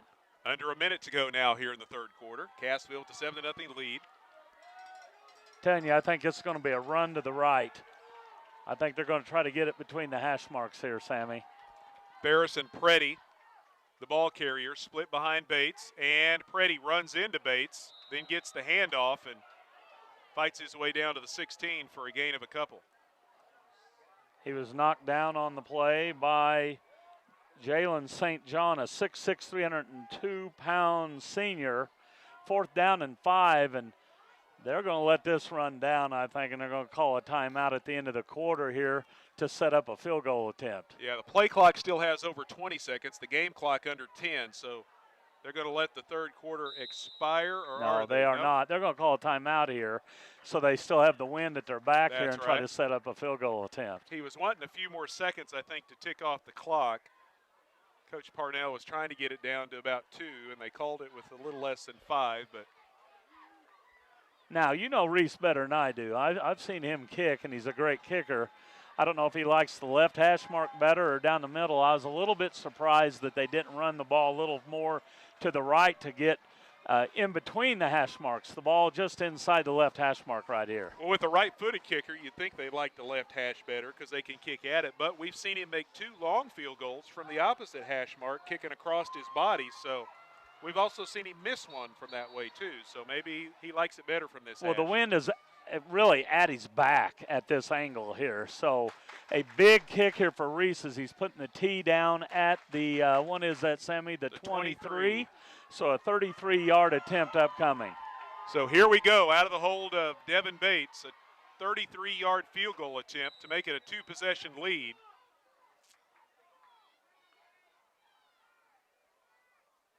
And the snap is down on the tee. The kick is up. It's got the distance, and it has the accuracy. 10-0. Wildcats lead it on the final play of the third quarter. You saw that coming on the third down play. You knew that the Wildcats were wanting to get a 2-possession lead. That's what they've done. They're up 10-0 with 12 minutes left. And Coach Parnell is getting his troops fired up on the sidelines. They are 12 minutes away from going back to the state championship game for the first time since 2009. It's been 10 years. And the Wildcats with a 10-0 lead as we start the fourth quarter. Today's fourth quarter brought to you by the Barbecue Station. The best in Texas-style barbecue served every day, 900 Main on the north side of the Cassville Square.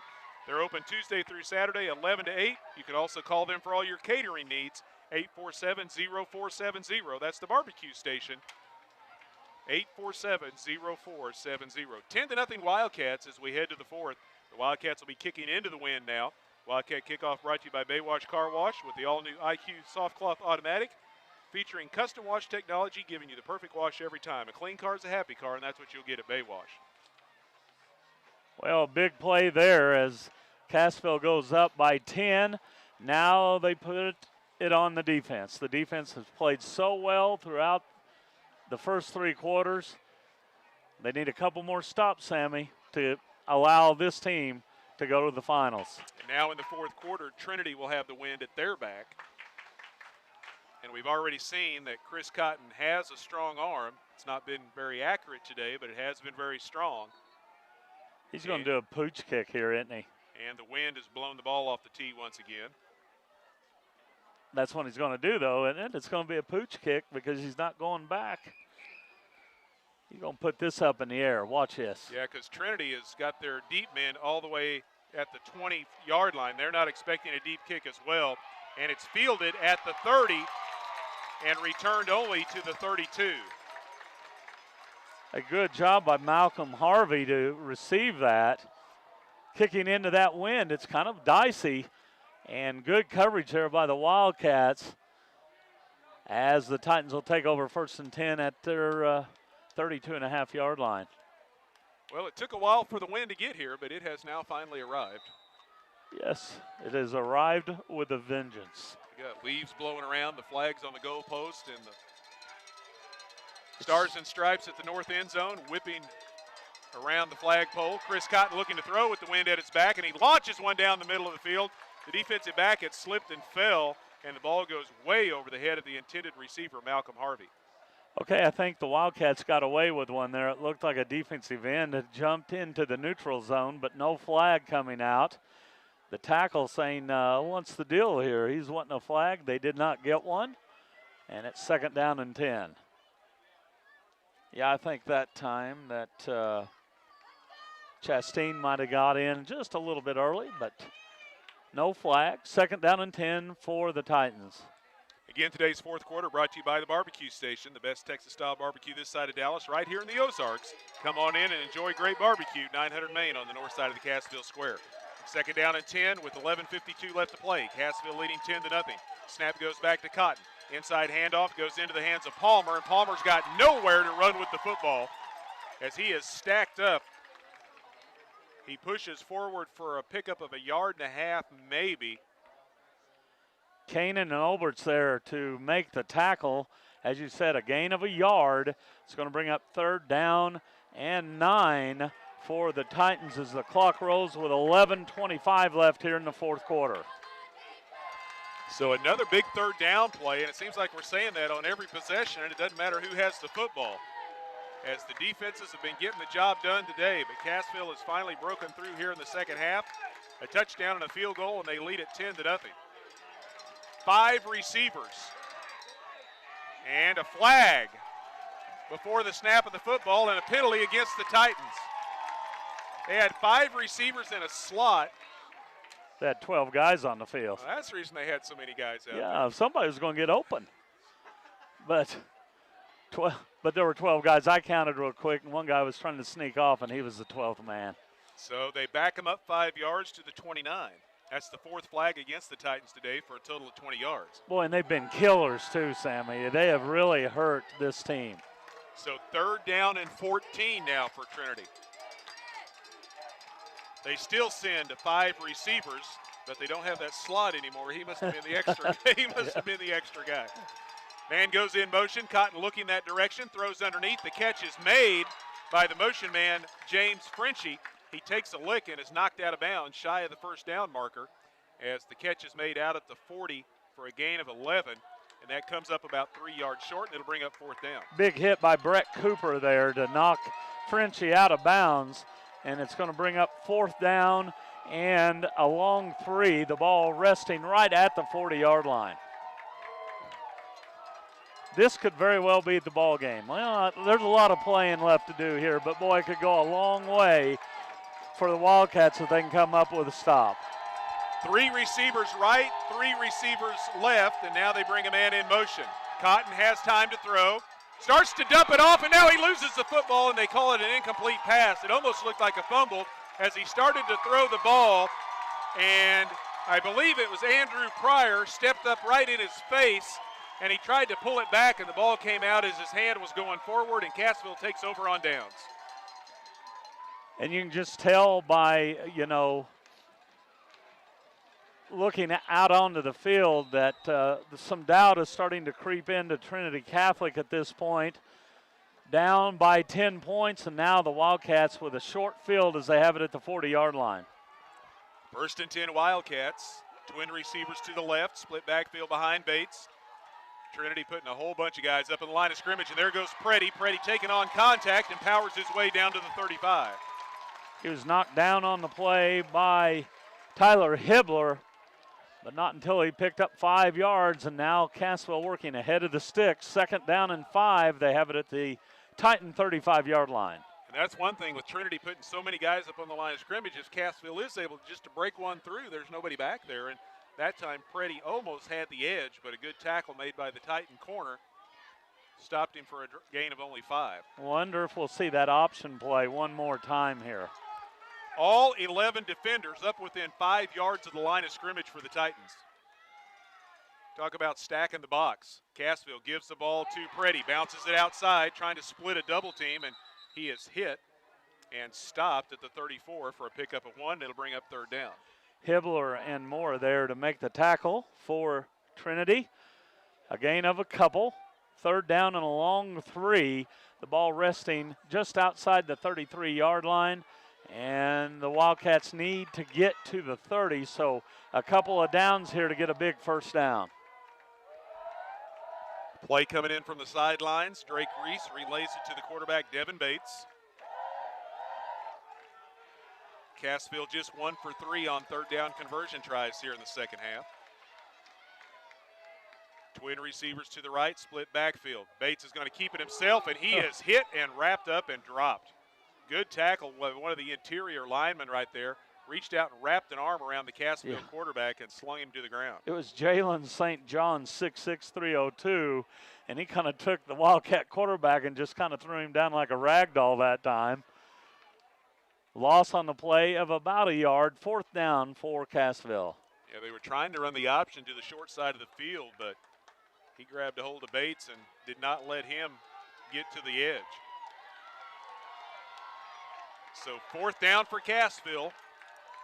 Wildcats leading 10-0 with 8.5 left to play, and they're going to go for it here inside the 35. They give the ball to Freddie, and Freddie is hit and dropped for a loss And Trinity will take over on downs.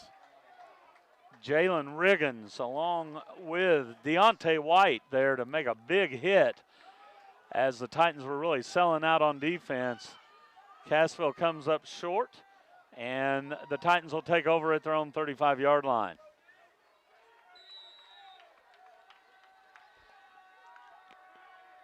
So 1st and 10, Trinity. Again, they've got 4 receivers, 2 right, 2 left. Means in the backfield with Cotton. Play clock down to 10 seconds. They reset the play. They come up, get reset. 5 seconds on the play clock.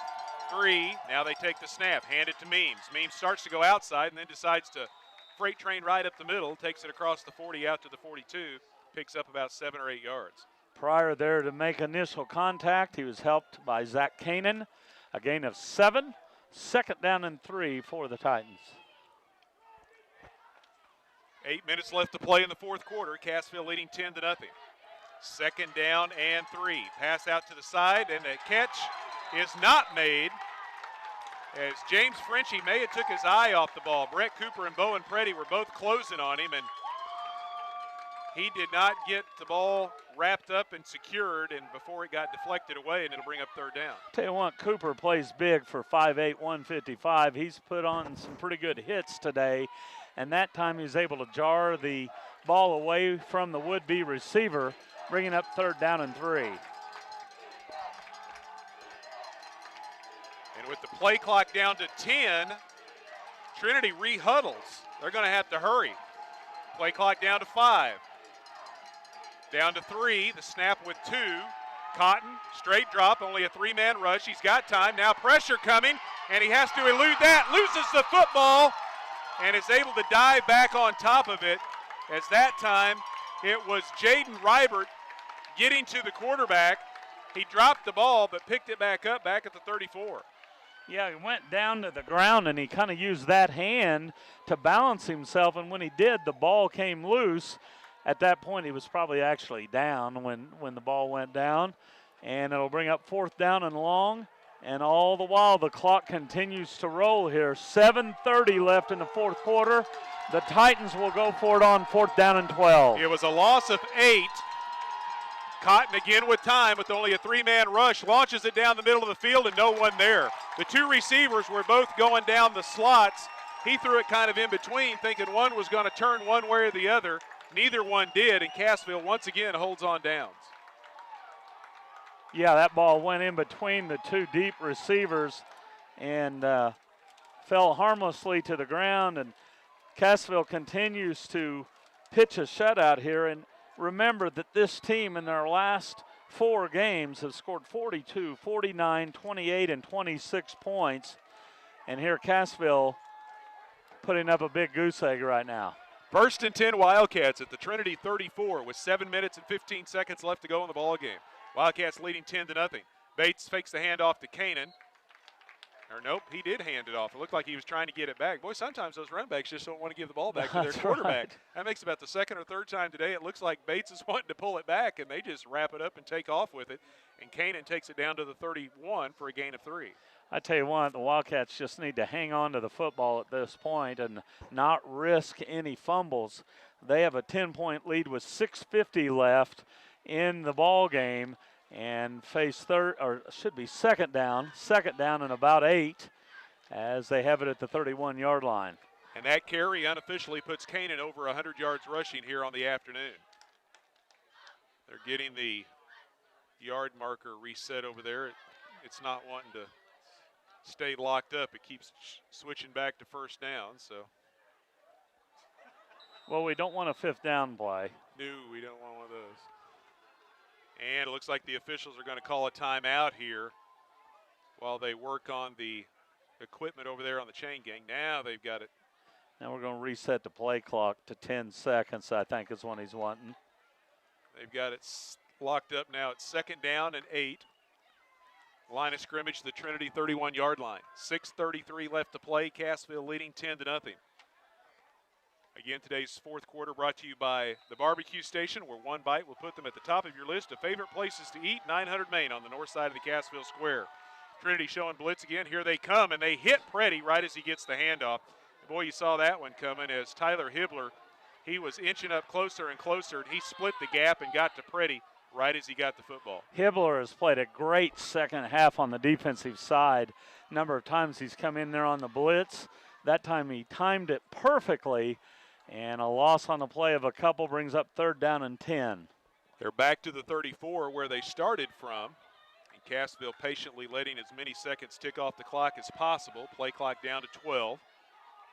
Wildcats with a 10-0 lead here, under 6 minutes to go in the football game. Winner moves on to the Class 3 championship game next Saturday in Columbia. Kickoff set for 11 o'clock.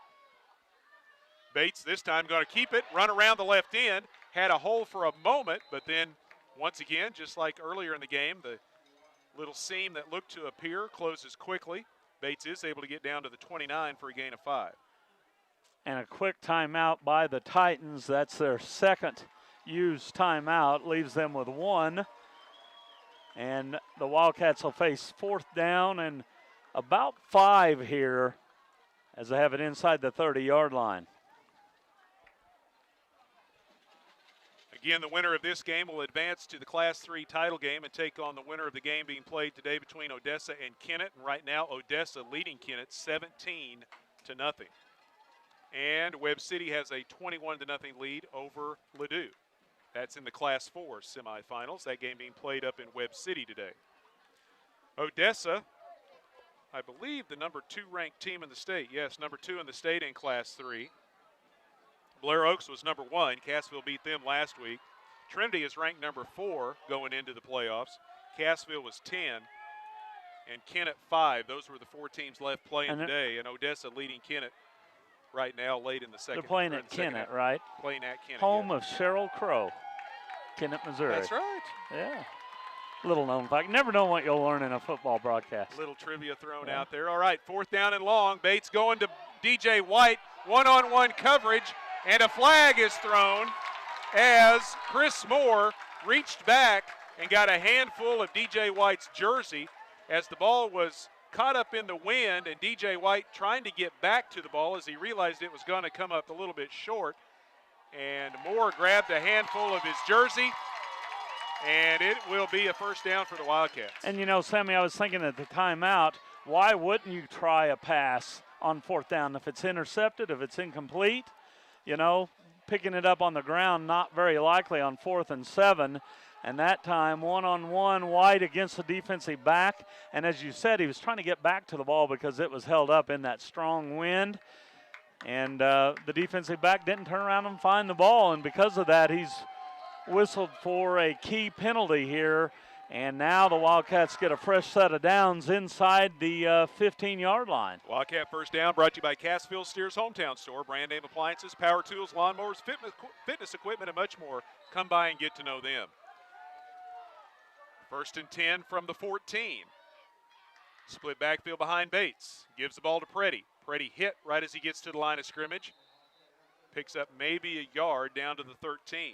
This drive into the red zone brought to you by Roark Diesel. Since 2006, they've been providing a huge selection of diesel performance products for Cassville and the surrounding area. Find them online, roarkdiesel.com, or call 847-6560. Jalen St. John, the Titan, credited with a tackle that time. No gain on the play.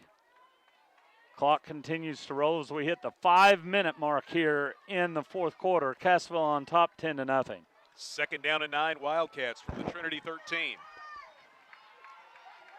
Reese and White go wide to the right side. They stack up Kanan and Freddie behind Bates. They give the ball to Kanan. Hard hitter off the right side, and he takes it down to the 10. It's a gain of 3, and it'll bring up 3rd down. Hibbler with a tackle, and the Titans quickly call a timeout here, and that's their final timeout here in the second half. And it stops the clock with 4:39 left here in the 4th quarter. Sammy, as you look here, really the Wildcats in 4-down territory. A field goal really doesn't do Cassville a whole lot of good here. I wouldn't think. You know, up 10, it's already a 2-score game. And you know what? You go for it here. If you don't make it, you have the team pinned deep in their own territory.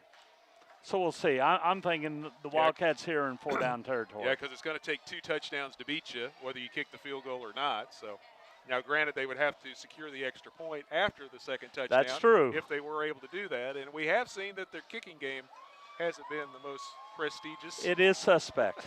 We will say that. It is suspect.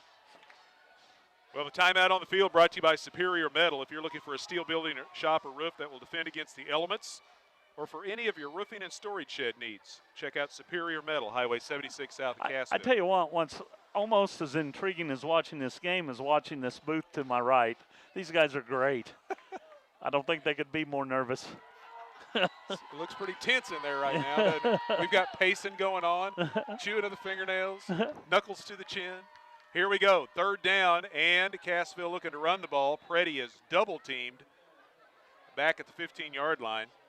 It's going to be a loss on the play as they spot him all the way back at the 16, and it'll bring up fourth down.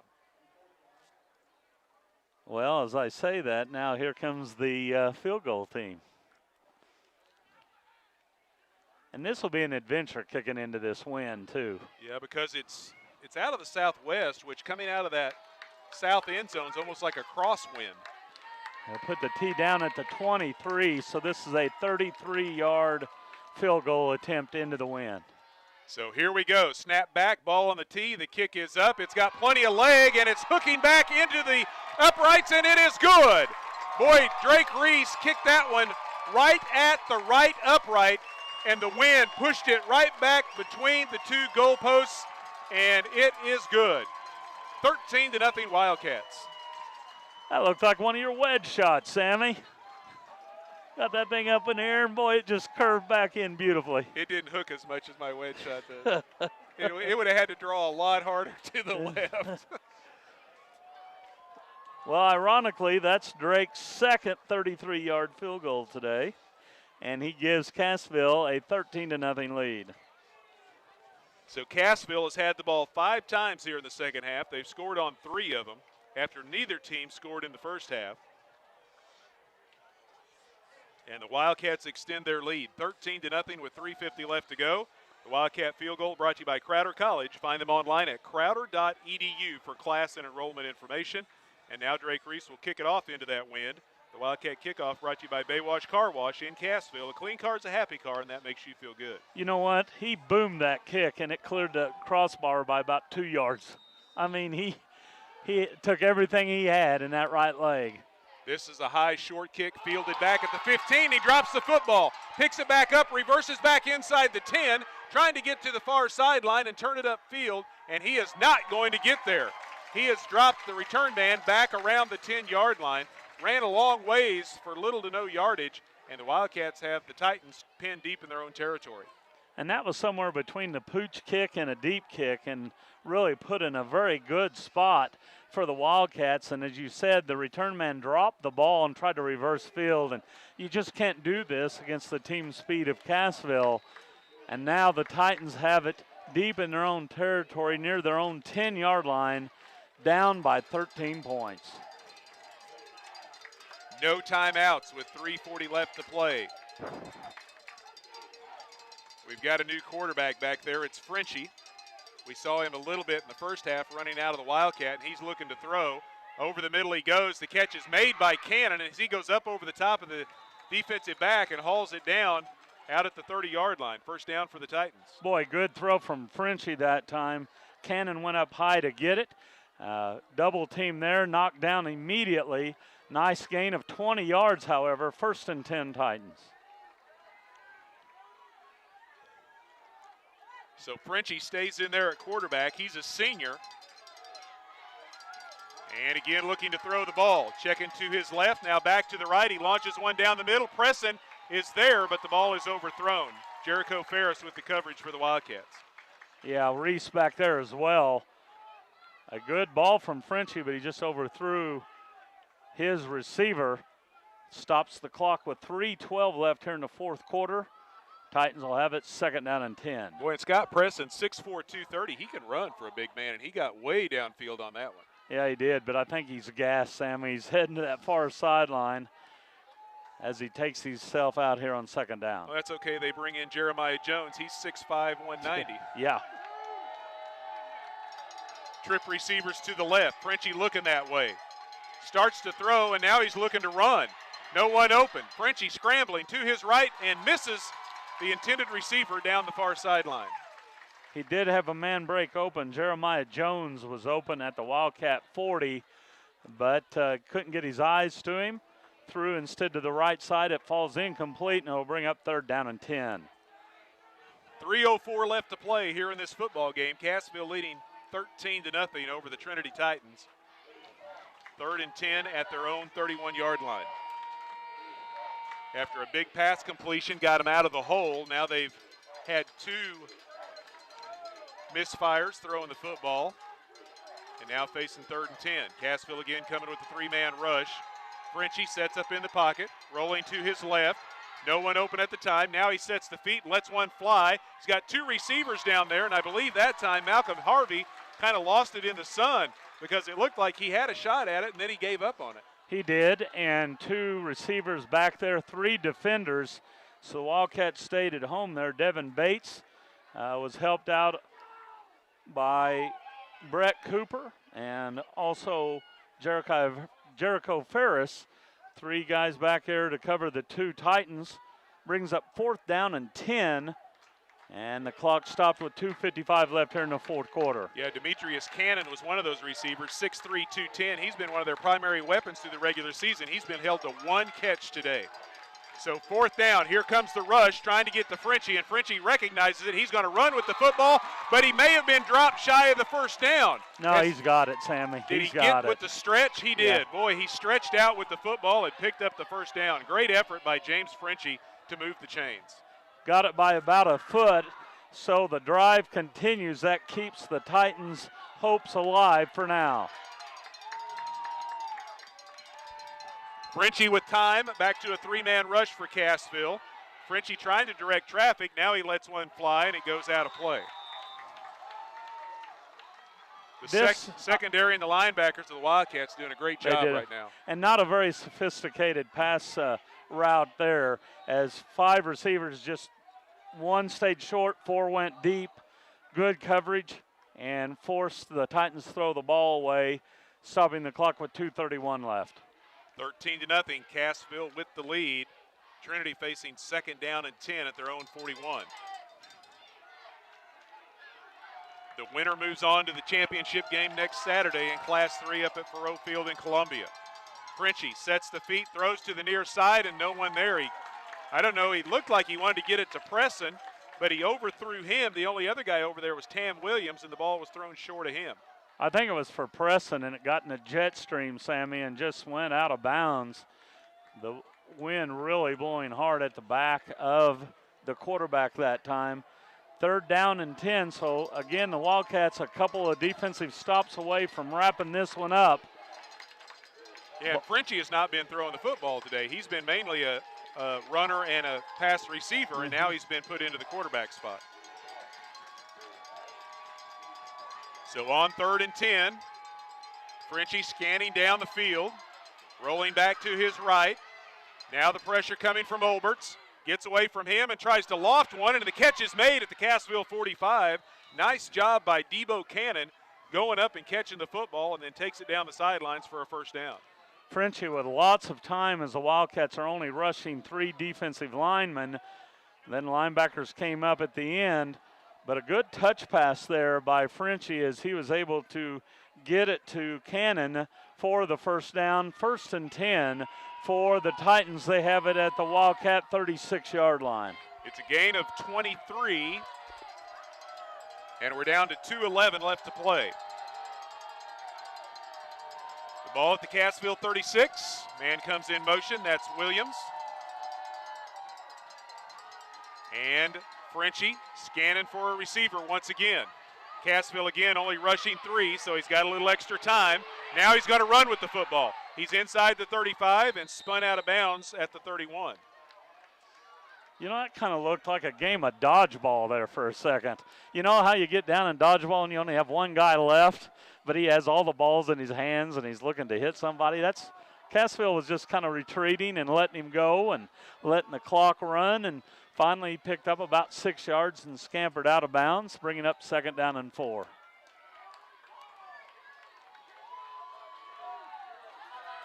We're under 2 minutes now left to play, and he was able to get out of bounds to stop the clock.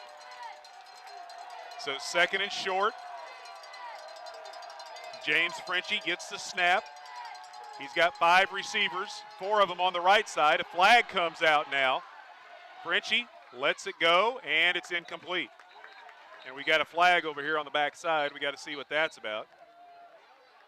Well, it's either going to be a hold or it's going to be a hand to a face on the defense, and I'm not sure because it's the only thing it could have been. Yeah, it's going to be illegal use of hand against the defense. Again, the Wildcats were only rushing 3 men, and that time Pryor was hooked up with St. John. So it'll be a penalty against the Wildcats, 10-yarder, and it'll give the Titans a first down near the 20-yard line. 1:48 left to play. Cassville with a 13-0 lead. James Frenchie going to run this time as Cassville with the 3-man rush trying to catch him off guard. He's got the first down inside the 10 and then is pushed out of play down around the 5. That was a design quarterback draw that time, and Frenchie took it off the right side and then bounced it out to the far sideline, picked up 15 yards, and it'll be first and goal for the Titans at the 5-yard line with 1:42 left. Well, I can definitely say both teams are starting to get tired. Yes, you can tell it. These kids have played really hard today. So first and goal from the 5. Frenchie fires one to the goal line, trying to hit Preston, and it's off his fingertips, incomplete. You know, I'm not sure if that was intended for Preston or not because Debo Cannon was out there as well, and then Preston came into the scene at the very end and really kept it from going through to Cannon. It went off his hands, and it'll bring up second and goal. 1:37 left on the clock. Cassville with the 13-0 lead. Second and goal from the 5. Cassville trying to keep the shutout going. But more so, the Wildcats would love to see those final 97 seconds off the clock.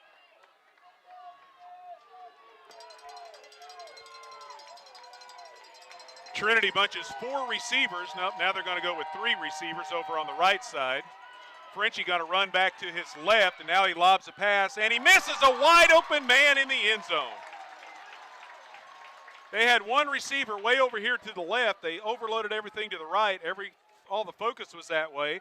When he scrambles this direction, the guy's wide open and he misses him. It was wide open, and it looked like he was going to run, and when it did, the defense came to him. He pulled up at the line of scrimmage and then made a late pass. It's similar to what you'd see like an Auburn Tiger squad do, but he missed a wide open receiver in the back of the end zone, and that brings up third down and goal. That's kind of been the day it's been for the Trinity Titans too. Missed opportunity after missed opportunity. So here we go, third and goal from the 5. They bring a man in motion, passes through, Cotton back at quarterback, and he fires one over the middle, and it's in and out of the hands of Preston, incomplete, and it'll bring up fourth down. Preston had it right in the belly and couldn't hang on to the football. And I tell you what, the quarterback Cotton that time put it in a perfect spot where his guy and only his guy could get it. Preston, a big, tall receiver, went down, tried to catch it around his waist level, but was unable to do so, bringing up fourth down. So once again, this defense has an opportunity to slam the door shut. Fourth and goal from the 5 with 90 seconds left. Cotton, the quarterback, once again. Rolling to his right, throws a pass to the back of the end zone. It's tipped and it's intercepted. The Wildcats have turned away the Titans once again. DJ White went up high to get his second interception of the game. He hasn't a catch today on offense, but he has 2 on defense, and that will indeed slam the door. The Wildcats are heading to the finals. Trinity, with no timeouts left, will not be able to stop the clock. Cassville takes over at the 20-yard line. They'll have to snap it 2 or 3 times, and they're headed to the championship. For the first time since 2009, the Wildcats will be in the title game. And we'll check the scores again in the post game, but it looks like it's going to be Odessa. We'll update that. And Odessa continues to lead over Kennett, 24-6. Bates takes a knee, puts the clock in motion. He'll have to do it a couple of more times, and this one's in the books. Back-to-back weeks for the Wildcats as they defeat the defending Class 2 state champs last week, and this week they defeat the defending Class 3 state champs, and the Wildcats will be headed to Columbia. Well, the good news is they don't have to play the defending Class 4 champs. That is true. Under a minute to go. Bates lets the play clock tick down. He'll have to snap it one more time. And there it is. By the time they get it reset, they will not have to snap it again. On a sunny Saturday afternoon here in Cassville, the Wildcats have picked up their 12th win of the year, and they're going to the Class 3 title game. 11 o'clock next Saturday in Columbia for Field. The black and gold of the Wildcats will be headed to the black and gold of Mizzou to play for a state championship. 13-0, the Wildcats shut out the Trinity Titans, and the celebration has begun here at Wildcat Stadium. The handshake lines have formed out in the middle of the field while the final seconds tick off the clock, because officially this game is not over. The referee hanging on to the football until everything is good and done and official, and there it is. All zeros on the clock, and the Wildcats have done it. 13-0 Cassville. And they'll be headed to Columbia for that championship game next Saturday, an early kickoff at 11 o'clock for the Class 3 title game there at Furrow Field. As the fans storm the field here at Wildcat Stadium. I don't know if that's a storm. They're matriculating onto the field. It's more than a trickle. Maybe the wind's blowing them out there. Maybe so. Yeah, I did kind of overstate. It wasn't an actual charging and rushing of the field there. Well, the kids did that, but then the rest of the fans said, okay, we're not running. Yeah. We're just going to walk out there. But needless to say, a lot of happy folks here at Cassville as their Wildcats have earned their way to the finals. Really, for the last 4 weeks, they have earned their way through some tough games, and this one very tough. Knotted at 0 at halftime, the Wildcats took advantage of an early miscue to get a lead, and then a couple of field goals from Reese sealed the deal, and Cassville wins it 13-0. Yeah, because this is the 11th time in the last 12 seasons that there's been a Big 8 team in the semifinals, and now this is going to be the 4th time in the last 7 seasons, including this year, that there's going to be a Big 8 team in the championship game, and that shows you if you can survive this district, you've got a shot at making it to the finals, and the Wildcats have proved that again this year. Absolutely, Sammy, and keep in mind this is a Wildcat team that was not the number 1 seed in the district, and came through and avenged an earlier loss against Seneca, who had upset Mount Vernon, beat Monette for a second time, and that's no easy task to do. Well, with this current district format that's been put into play now with the 8-team districts, the number 1 seed in the Class 3 district that Cassville and Monette and Mount Vernon all them play in, the number 1 seed's never won it. That's right. So, and that just is a testament to the balance and the strength of the entire district. And we say going into district, any one of 4 teams could have come out, and here Cassville has gone on a win streak, and they're 1 win away from a state title. Well, the celebration continues on the field. We'll take a break, let you hear from our sponsors, and we'll be back with the post-game show, go over the final game stats, get a word with head coach Lance Pardell, and wrap things up here at Wildcat Stadium. Cassville wins it 13-0 over Trinity, and it's on to the Class 3 title game next Saturday in Columbia for Field. And again, that one's set for an 11 o'clock kickoff. We'll step aside, be back with the postgame. You're listening to semifinal football here on the Talon Sports Network.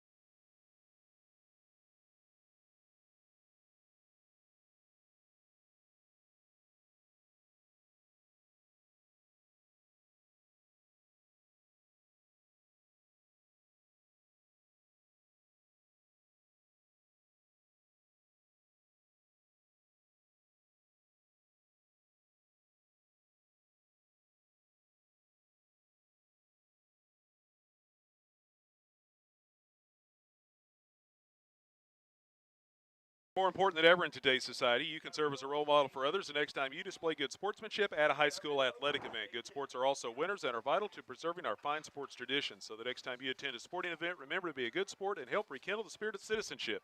This message has been brought to you by your friends at the Missouri State High School Activities Association, the Talon Sports Network, and Access Family Care, and we appreciate their sponsorship of Cassville High School Athletics. The Wildcats, for the first time since 2009, are headed to the Class 3 title game as they defeat Trinity Catholic here this afternoon, 13-0, as the Wildcats improve to 12-2.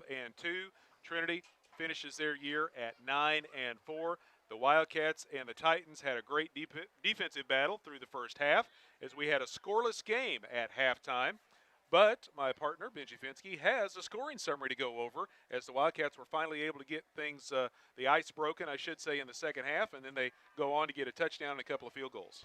Yeah, Sammy, as you mentioned, a scoreless game at halftime. Cassville came out. They kicked the ball off to start the second half and forced a punting situation in early part of the third quarter. And a low snap from center led to a mistake where the Titans could not get the punt off.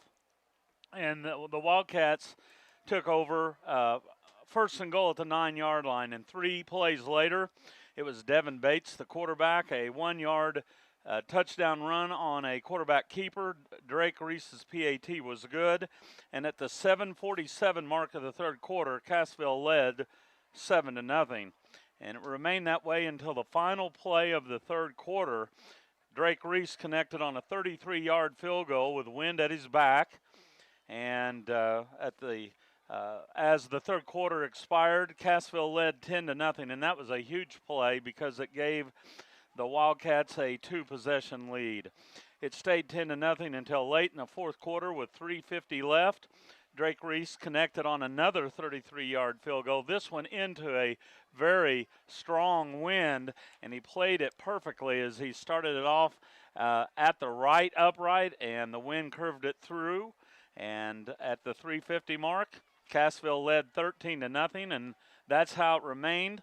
The Wildcats able to pitch the shutout as DJ White came up with his second interception of the contest to end the final drive, and Cassville wins it 13-0. So Cassville will move on to the Class 3 state title game, and they will take on either Odessa or Kennett. Right now, Odessa leading Kennett 24-12, that game in the fourth quarter. And that title game will be played next Saturday, kicks off at 11 o'clock from Faroe Field in Columbia on the campus of the University of Missouri. One final besides this one in Class 4 semifinals, the Webb City Cardinals going back to the Class 4 championship game. It's kind of old hat for them as they defeat Ladue this afternoon 35-0. Yeah, a shutout there and a shutout down here at Cassville as well. And, man, you got to take your hat off to this defense. They played stout throughout, came up with 2 big interceptions in the end zone to end some drives. And to beat a team like this and to shut them out is a tremendous compliment for a defensive squad. The Wildcats played strong throughout, and now they advance to play at Columbia next week as they will take on Odessa, it looks like, as their lead continues to grow. Yeah, they 31-14 now with the lead over Kennett. And again, that game late in the fourth quarter. So Cassville advancing, and once again, the Big 8 Conference will have a representative in a championship game. Even some of the years when some of the Class 3 schools didn't make it, Lamar was always there in Class 2. But now Class 3, once again, will have a representative. And as we were talking earlier, today marked the 11th time in the last 12 years there's been a Big 8 team in the semifinals. And now it will be 4 of the last 7 there's been a Big 8 team in the championship. And we'll see if the Wildcats can kind of reverse some of those fortunes in the championship, because of those 3 previous teams out of the Big 8 that made it in the last 6 years, only one was able to get a title. Monette, Seneca, and Mount Vernon came up runners-up. Yeah, and I guess Monette was the one that did it. Yeah, they were in 16, and then Seneca was runner-up in 13. Mount Vernon was runner-up in 17. So, yeah. So, and that's something saying something about Big 8. It's just not one school, Sammy. I mean, it's different schools coming out. Yeah, because out of those 11 times I talked about, it's been Cassville. This is the 4th time for Cassville. Monette 3 times. Mount Vernon twice. And then Seneca and Aurora also both making it out of the Big 8. An amazing conference for football. And again, here's Cassville representing the Big Eight, going to Columbia next week. But a great job today on the defensive side. They bent, but they did not break, and put up a big goose egg, which, by the way, stays up on the scoreboard as everybody mills around. Just to remind everybody what the final score was, but it's 13-0 here at Cassville. And this defense played so well, and it's a number of names that I called time and time again. Andrew Pryor had a lot of big hits. Zach Kanan, Bowen Freddie, Brett Cooper out of the defensive backfield. DJ White with 2 interceptions. I mean, it was a team game for that defensive unit. It wasn't one guy that stood out. It was the whole unit. And then, of course, special teams came into play with 2 field goals, an extra point, and then a botched punt on the other side really was the turning point in this one. Looking at some of the final team stats for today's ball game, for Trinity, they finished with 39 rushes for 179 yards. They were 9 of 31 through the air for 181 for a total of 360 yards of offense. Titans picked up 17 first downs. They had 3 turnovers, 2 interceptions, and a fumble. They were penalized 5 times for 35 yards, and they punted 1 time for 7 yards. Cassville unofficially 36 rushes for 171 yards. They were 0 of 3 passing, so 171 yards of offense for the Wildcats. They picked up 7 first downs. They also had 2 turnovers on fumbles. They were penalized 3 times for 25 yards and punted twice for a 32-yard average. The Titans were led in rushing by James Frenchie, as he had 47 yards on 7 carries. And they had Reggie Love, 36 yards on 5 carries, and Thomas Means had 30 yards on 9 carries. It was Scott Preston, 3 catches for 83 yards, but all of that was in the first half. And then Frenchie had 2 catches for 23. Demetrius Cannon was held to just 1 reception today. That was for 23 yards. And then Lake Wilson had 1 catch for 29 yards. Cassville, Bowen Freddie, 41 yards unofficially on 16 carries. Jericho Ferris, 14 yards on 4 carries. Devin Bates had 12 yards on 5 carries and a touchdown. And Zach Kanan leading the way on the ground, unofficially 104 yards rushing on 11 carries. Yeah, a good effort. Like I said, defensively, offensively, some tough sledding. They were outgained 2-1, more than 2-1 today, but took advantage of short fields when they had that opportunity, Sammy, and overcame a couple of turnovers of their own, but really played a solid game. Congratulations to the Wildcats on a big win here on what turned out to be a beautiful afternoon. Pretty windy as it turned out, but the field held up very well. And we were able to watch a really good ball game today. And that's one thing. Once you get into the playoffs, once district starts, and then every step you take and advance farther, if a team makes a mistake, you got to make them pay for that mistake, because if you don't, it may come back to bite you. And Cassville was able to make the mistakes that the Trinity Titans made today hurt. They were able to put points on the board, and then that stout defense for the Wildcats turned out to be the difference in the ball game. And I don't know coming into this game who was the favored team. It's hard to tell. A lot of people would say it was the Titans, but it doesn't matter at this point. It's the team that makes the fewest mistakes, the ones who take advantage of those mistakes that come away with it, because really this time of year it's 1 or 2 plays that makes the difference. Well, we're going to step aside, be back to visit with the head coach of the Wildcats, Coach Lance Parnell. Wildcats win it 13-0. They're on to the state championship game. You're listening to Class 3 football here on the Talent Network.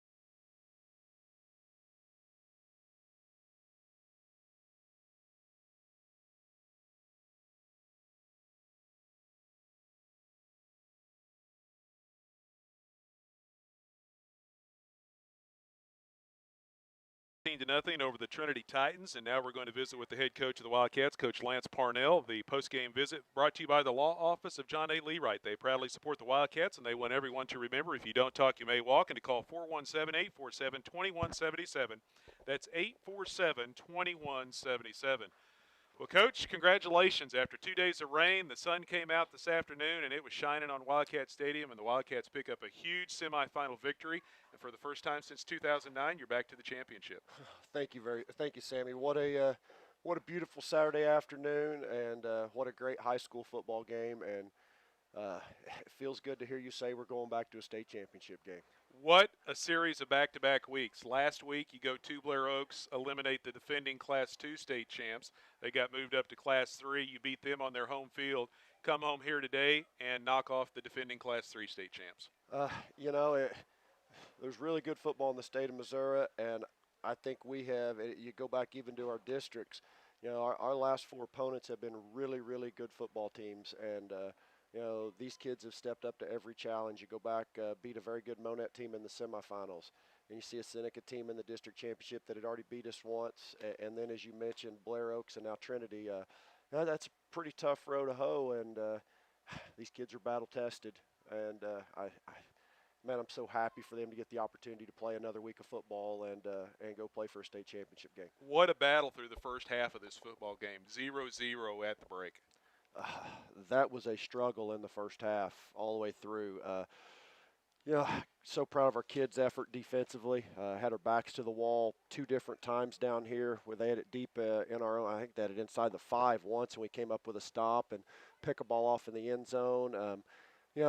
We sputtered a little bit offensively, and we'd hit some plays and uncharacteristically shot ourselves in the foot and turned the ball over a couple times we hadn't done.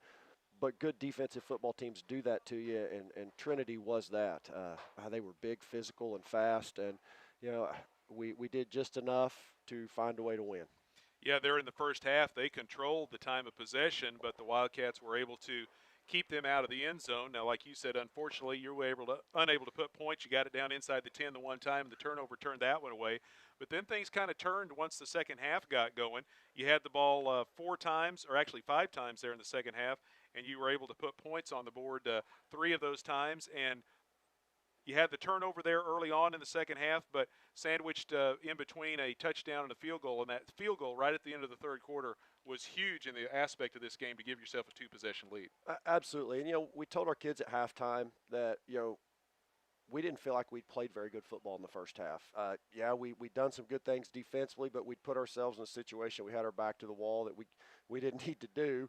And then we had some silly penalties, some turnovers, to stop some scoring drives there.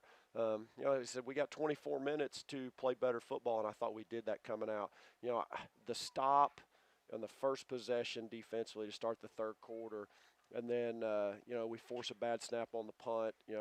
We preach special teams, and we spend a lot of time. We take a lot of pride in our special teams, and I thought our special teams were huge tonight, giving us a short field for our first score, and then our kickoff coverage, because they've got weapons back there, and then Drake Reese with 2 more field goals today. I mean, my predecessor prided himself in special teams and told me when I took over I had to start doing a better job of coaching special teams.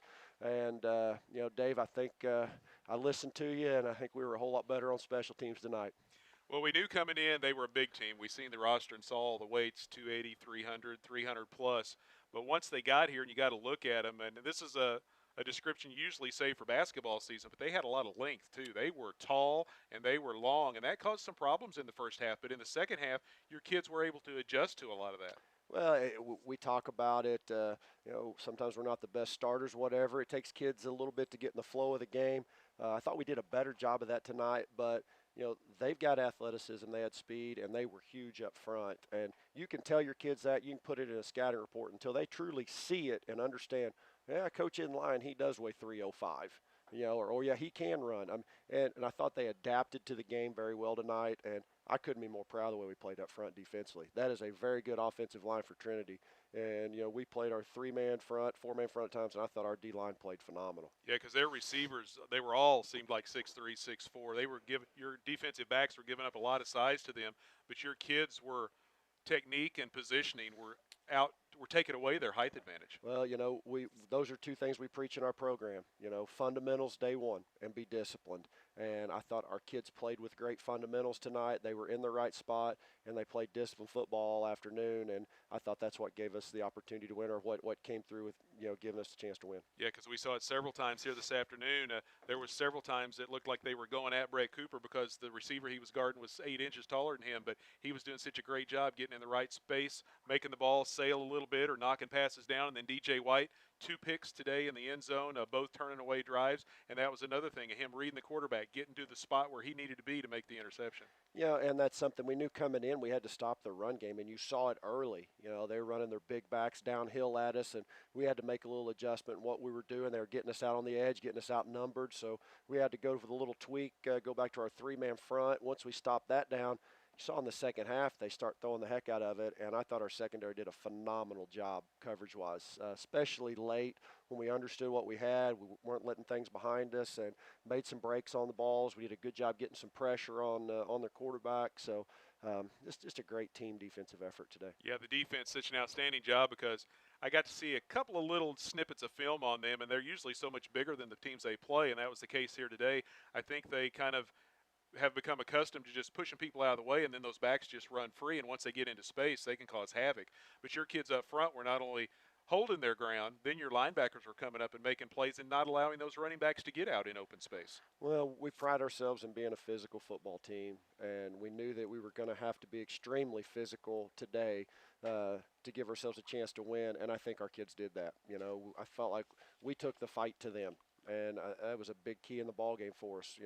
Win the line of scrimmage battle, and then we had to play downhill with our linebackers, and I thought those kids did a great job. And we talk a lot about, and we mentioned this already, about when you're in a game like this, once you get into the playoffs, when your opponent makes a mistake, you got to make it hurt, and the Wildcats were able to do that today, and that was a big momentum swing in this football game. Oh, absolutely. I mean, big plays can happen in different ways. For us, it was creating things, through our special teams, giving us some short fields, and then creating turnovers. We did a better job of limiting mistakes in the second half, and it's a game of inches. And, I thought our kids executed very well tonight. Yeah, the Wildcats outgained yardage-wise, but the running game really did a nice job there in the second half after you got the lead of taking time off the clock. Yeah, we did. We controlled the clock, and, we talked about it last week. We had to limit the possessions last week. We had to do the same thing today. They've got so many skill kids that on any snap – could take it to the house, and I thought our kids did a good job of attacking at the point of attack where they didn't have hard downhill run angles. They got that head of speed up, and then a couple times they did, we took good angles and got them cut off and got them on the ground. So we preach tackling, and man, our kids tackled really well today to eliminate a lot of those big plays. Well, the previous 2 trips to the finals, it was up at the Dome in St. Louis. This time it's going to be to Faurot Field in Columbia on the campus of the University of Missouri. Odessa leading over Kennett 31-14. That game late in the 4th. It's now gone final 31-14. So Odessa will be the opponent for the Wildcats in the state championship. Hey, we're happy to be making that trip again and playing in the last week of the season in 2019. I'm so proud of this group of kids, the effort and the hard work that they put forth to get a chance to get themselves here. We're going to be fired up to go play next Saturday, and I don't know a whole lot about Odessa, but I'm sure we'll get some film on them and go to work. But we're going to enjoy this one this weekend, come back to work tomorrow after church, and get ready to make a trip up north. And I know we talked about this in the past too. I know last year's season ended before the Wildcat players expected it or wanted it to. This year they don't want it to end. No, they absolutely do not. I told them before the ball game, I said, guys, I know I push you. I know I can be a hard son of a gun to play for. I push you in the weight room. I push you in July and June when our summer stuff, and through August practice grinding. I go, I'm not done with you yet. I want one more week with you. And by golly, they gave it to me. So what a great group of young men, and look forward to coming back to practice with them on Monday. Well, we'll let you go celebrate with the team and the friends and the family. Coach, we appreciate your time. Congratulations again, and we'll catch up with you again next week as you get ready to head to Columbia. Thank you very much. Wildcat Nation and the Cassville community, I want to give you guys a huge shout out. What an amazing crowd today. You guys were rocking and loud from the time we came out for special teams. Packed the stadium. Our student section was awesome. You know, big thumbs up to our student section, cheerleaders, all of our workers. I mean, what a great community we have a good fortune to work in and live in. And I want to say thank you very much for all your support. You were there last week in the quarterfinals at Blair Oaks. Packed the house today, and I know you guys are going to make the trip north next Saturday and be there for the state championship game. But just thank you for all the support that our community and our fans give us. And Susie and the girls, I love you, and we'll be home in a little bit. Yeah, Memorial Stadium has lots of seating, so there's plenty of room for everyone to come up there. Exactly, exactly. Well, Coach, congratulations, and we'll look forward to getting ready for next week for the Class 3 state title game. Again, the interview with Coach Parnell brought to you by the Law Office of John A. Leewright. They proudly support the Wildcats, and their professional personnel believe in your rights to a fair hearing and representing you with the utmost expertise, integrity, and excellence. Phone 847-2177. We'll step aside one more time, be back to wrap things up here from Cassville.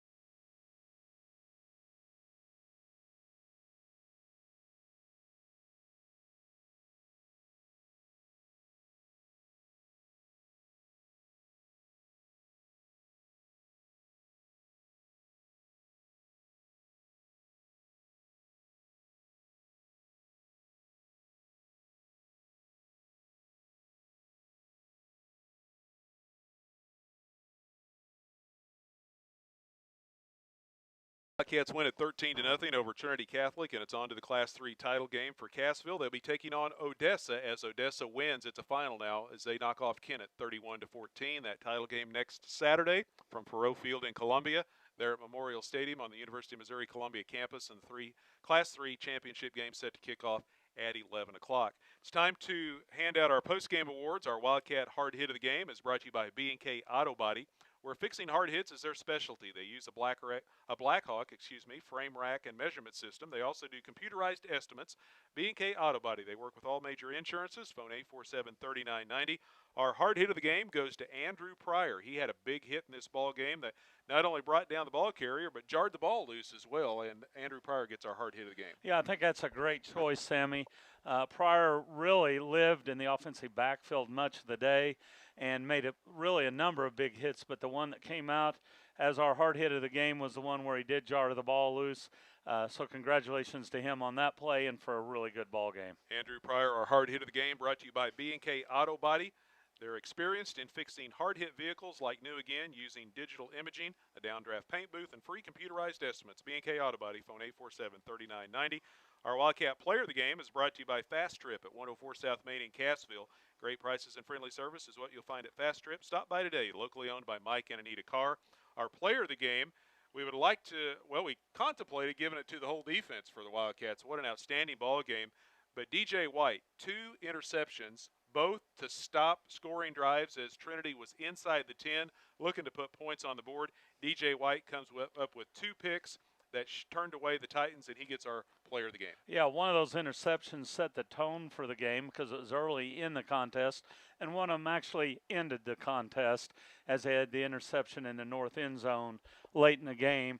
DJ usually catches the ball on offense. Today he caught it twice on defense, and he is the Wildcat player of the game today. Again, brought to you by Fast Trip. Whether you're looking for fuel, grocery items, fountain drinks, ice cream, or snacks, they have it all at the very best prices.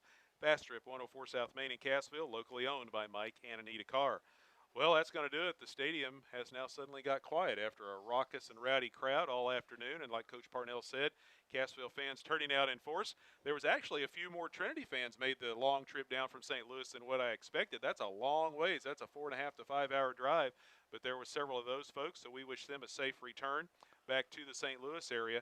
But now the Cassville Nation will have to head to Columbia as they'll be taking on Odessa next Saturday. Yeah, an exciting time for a football team, a school community, and a town too. This is a community that supports their athletics programs very well, especially football.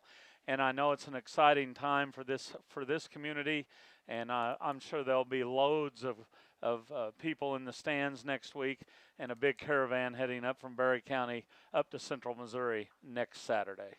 Well, that's going to do it. We need to thank everyone for the final time here as we will hit the road next Saturday. But we'd like to thank all the folks here from Cassville High School, Athletic Director Doug Martin, and all of his staff, Superintendent Richard Asbill, and everyone here at Cassville for all the hospitality all season long, as this is the final home game here for the Wildcats, and we appreciate everyone here at Cassville for all the hospitality throughout the season. Also like to thank all of our sponsors for helping support our broadcast.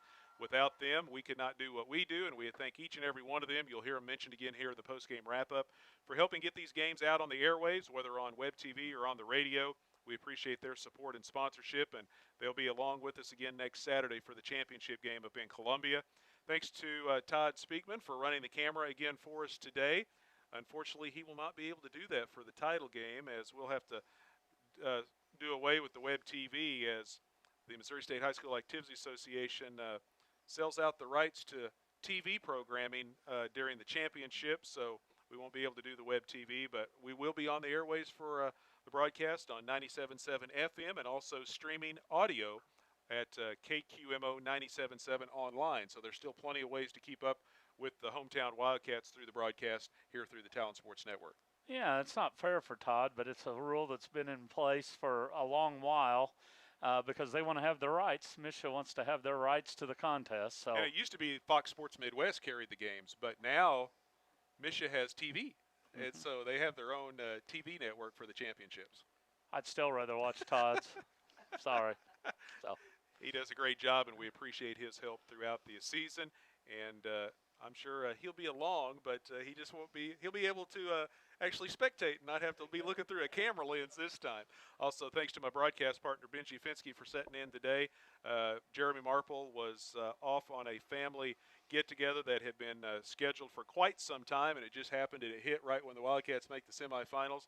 But Benji stepping in, and he and I used to cover Cassville football many years ago and broadcast those games, and now he does the Big 8 games for the Monet Cubs for us on our sister station, KKBL, and I appreciate your help today stepping in. Yeah, when I retired 2 weeks ago, I didn't know I'd be back at it within the month, but, it was a lot of fun working with you again, Sammy, and for Mr. Marple's sake, I'm glad I didn't screw things up and curse the team, and we brought home a victory, and Jeremy will be behind the mic again next Saturday, and I know that he's very excited for this team too. I know it was killing him being out of the state, not being here, so I'm glad that he gets the opportunity to bring it home next Saturday. Well, the Lord blessed us with some nice weather today, and we hope he does the same again next Saturday, because used to, when you made it to this final step, you were indoors, but no more dome coverage. It's outdoor football, and we're going to be playing in December, and I can never remember the state championships being in December. No, the seasons are much longer and continue to push their way into the month of December. So today was a beautiful day, a little bit windy towards the end, but you can't complain about 60-degree weather. It was like 65 at kickoff. I'm hoping you guys have at least 50 next week. No kidding. And everyone that'll be headed north, have a safe trip as well, and we'll keep our fingers crossed for some good weather. Well, that's going to wrap things up today. We thank you all so very much for taking time to tune into our broadcast, whether on Web TV or on the radio, and we'll be back with you next Saturday on the radio on 97.7 FM and also live free streaming audio at KQMO 97.7 online for the call of the game as the Wildcats take on Odessa for the Class 3 state championship from Faroe Field in Columbia, and again that one's set for an 11 o'clock kickoff. Our final score here from Cassville, the Wildcats win it over Trinity 13-0. Speaking for Benji and Todd, this is Sammy Clapper saying hopefully everyone has a safe trip home and have a pleasant good afternoon, and good afternoon from